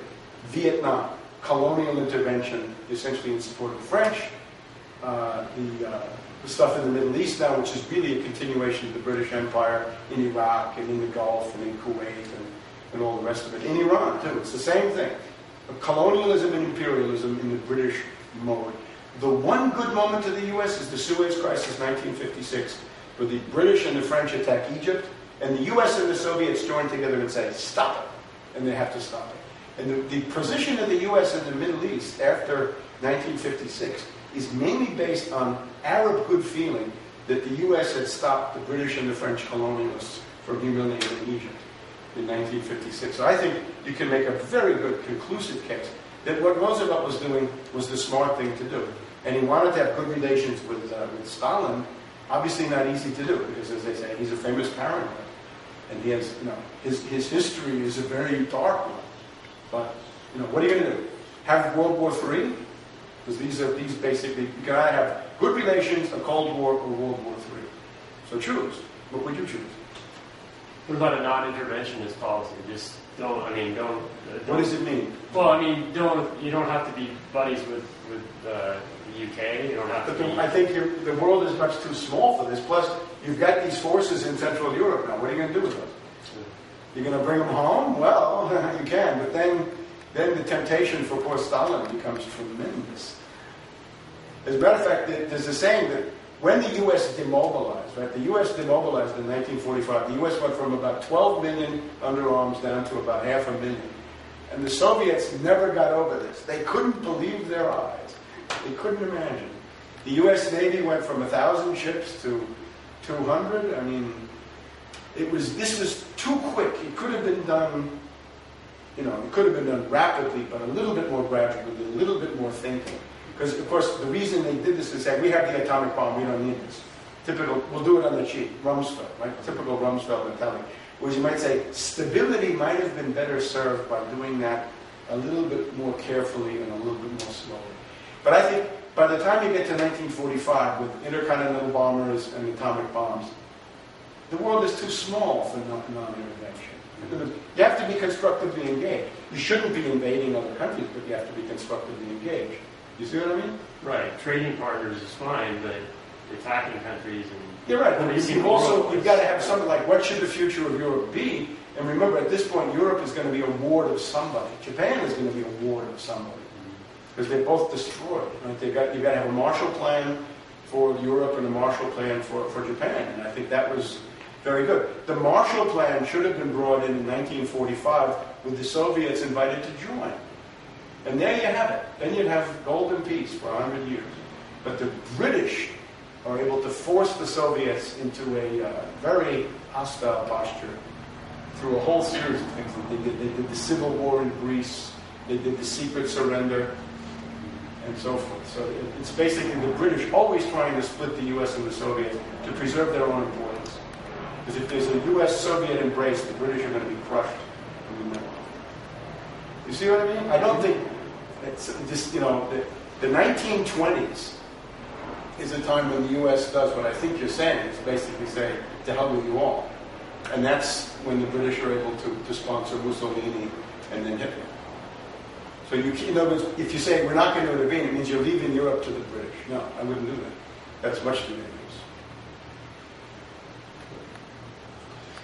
In the eye of the hurricane through World War I and World War II, you have a little country named Switzerland. How is it? What is your take on their maintaining a geopolitical hands-off position through all the turmoil and the turmoil that existed through those years, those horrific war years when everything was succumbing to one movement one way or the other, and this little country just sits there with no armaments and no expenses and they're armed to the teeth. well, as a citizenry, every household has got a gun. They're armed. I'll tell you some stories. I was just in Switzerland last September. As a matter of fact, I was part of the main German language event for the 5th anniversary. So this is a place called Kandern-Holzen. I stayed in Basel, Switzerland, with the guy that I mentioned, my friend Thomas Meyer of Der Europäer. He is the anti-CIA faction of the anthroposophic movement, the Rudolf Steiner Waldorf schools worldwide. And he's written this book about it, which I think focuses on Roosevelt much more than I would, a very valuable contribution. And what he's really concerned about there, I think, is similar to what David Ray Griffiths is, that there's a demonic evil force dominating the United States. And I would subscribe to that completely. And since, since the Kennedy assassination, it's not part of the land of the people, but it's part of the political It's become obvious since then, yeah. Now, Switzerland.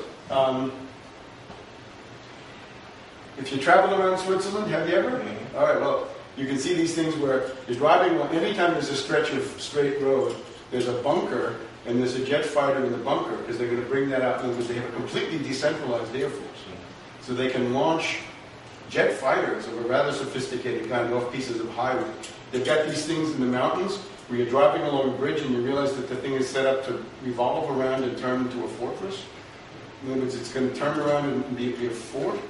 And then you're in the streetcar in Zurich, and the guy comes in with a huge machine gun that he's taking, to the office for lunch and everything. I once had a manual of the Swiss Army. This was really something. It shows people's serenity. It says, "We can't do that. We have to keep fighting until they kill us. We can always kill more of them." So it's this, Now, the Swiss, of course, were mercenaries. And still are. When you go to the Vatican, those guys are Swiss. You try to talk to those guys in Italian, they're Swiss peasants. They speak only the Swiss mountain dialect. So the Swiss guards in the Vatican in the colorful Michelangelo uniforms are Swiss mercenaries. In the 1400s to 1500s, they are the main mercenaries, because a lot of them get killed. In the more recent history of Switzerland, there's a thing called the War of the Schutzbund in the 1850s and 60s. It's around the same time as the U.S. Civil War. There's a somewhat, it's not a large-scale civil war, but a serious one in Switzerland, and that seems to have created this regime that they have which of course is an oligarchy, right? And it's based on the banking power of Zurich and Geneva. And, well, a complex story. But I don't think anybody's even been through there. They just sort of walk around it, don't they? In fact, it's like a giant no-fly zone. Nobody even bothers. It is a studiously neutral country. They did, of course, cooperate rather largely with the Nazis because all the trains from Italy to Germany had to go back and forth through Switzerland. As a matter of fact, there's a famous episode where the U.S. slapped a food embargo on Switzerland in the winter of 1944 to 1945, and this accounts for a certain unmistakable degree of anti-U.S. hatred of people who remember being hungry in the winter of 44 to 45, because the U.S. could have had shipments going in through France in particular into Switzerland, but did not. So there's a lot of resentment about that. So I don't know what conclusions we can draw about this in a major way. It's just that they, Hitler at different times considered attacking, decided not to. The other thing is, the Rütli Oath in Schiller's William Tell, where the Swiss get together and they swear this oath that they're going to stick together. In 1939, at the beginning of World War II, the head of the Swiss army gets the French, Italian, German, and Rhaeto-Romanish components of the Swiss army together, and he goes to this sacred forest where the Rütli Oath was sworn, and he makes them all swear it again. So they're going to resist. Right? They're not going to surrender. They're not going to divide, secede, or anything like that. And today it's a very prosperous country. I mean, I would find it somewhat narrow. But it's tremendous financial power. Yeah. More recently, it's been one of the headquarters of the yen carry trade. Because if you were borrowing your free yen, your 0% yen in Tokyo, you could take it to Switzerland. But I really don't know what to conclude, like a general judgment about Switzerland. Just I would say that there are many fine people there. 9/11 Truth Movement is very strong. The best German language magazine for all the German area of 100 million people is Der Europäer of Basel. And again, the editor is my friend Thomas Meyer, who has written the book about Pearl Harbor. And again, his conclusions are somewhat different from what I'm telling you, but again, a very valuable book that I would highly recommend. And it is translated into English. Thomas Meyer, Meyer. Der Europäer. And I've written articles for them, and they had the best coverage of 9/11 Truth of any magazine in Germany or the German area. Wouldn't it just be the terrain? I mean, they're armed to the tilt. They've got these huge mountains all everywhere. Well, it's not everywhere. If you're approaching it from Italy, it looks like it's everywhere. But if you're approaching from France, it's not. And if you're approaching from Germany, there's a flat area. Like when you go from when you come from Germany to Basel, it's flat. So then there are foothills that begin after that. It's interesting that if you go to Basel, there's one suburban station of Basel that's already in Germany. The station is in Germany. It's part of the Basel subway system.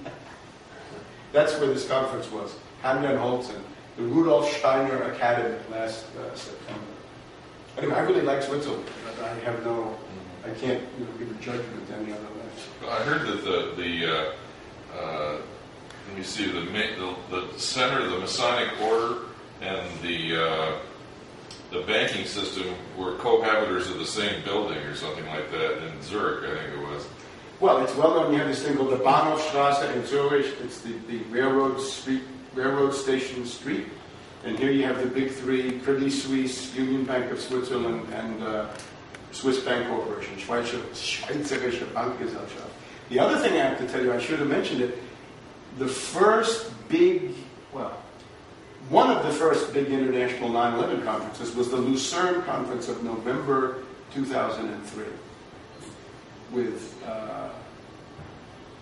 Begich, Thomas Meyer, Rupert, Peter Dale Scott, von Bülow, Wisniewski, myself. That was, there had been there were two conferences in Berlin, August and October 2003, and then there was the Lucerne Conference. And that's the beginning of the 9/11 Truth Movement as an organized force in the world. Didn't it originally start in France? And then Thierry Meyssan, I think if you wanted to say somebody founded the 9/11 Truth Movement, I would say Thierry Meyssan of the Voltaire Network in Paris, who put up, within about 2 weeks, no Boeing at the Pentagon. And that was obviously very important. He has just published a second edition of his book, which he has sent me, and I have to report I haven't read it yet, because it's a big book and I've been running around. But this summer I'm certainly going to get to that. And he's a wonderful guy. And you should look at his website. Voltaire Network. Voltaire. Just look Meyssan Voltaire, or Voltaire Network. And it's in various languages. The English language part is maybe not the most developed, but maybe that can change.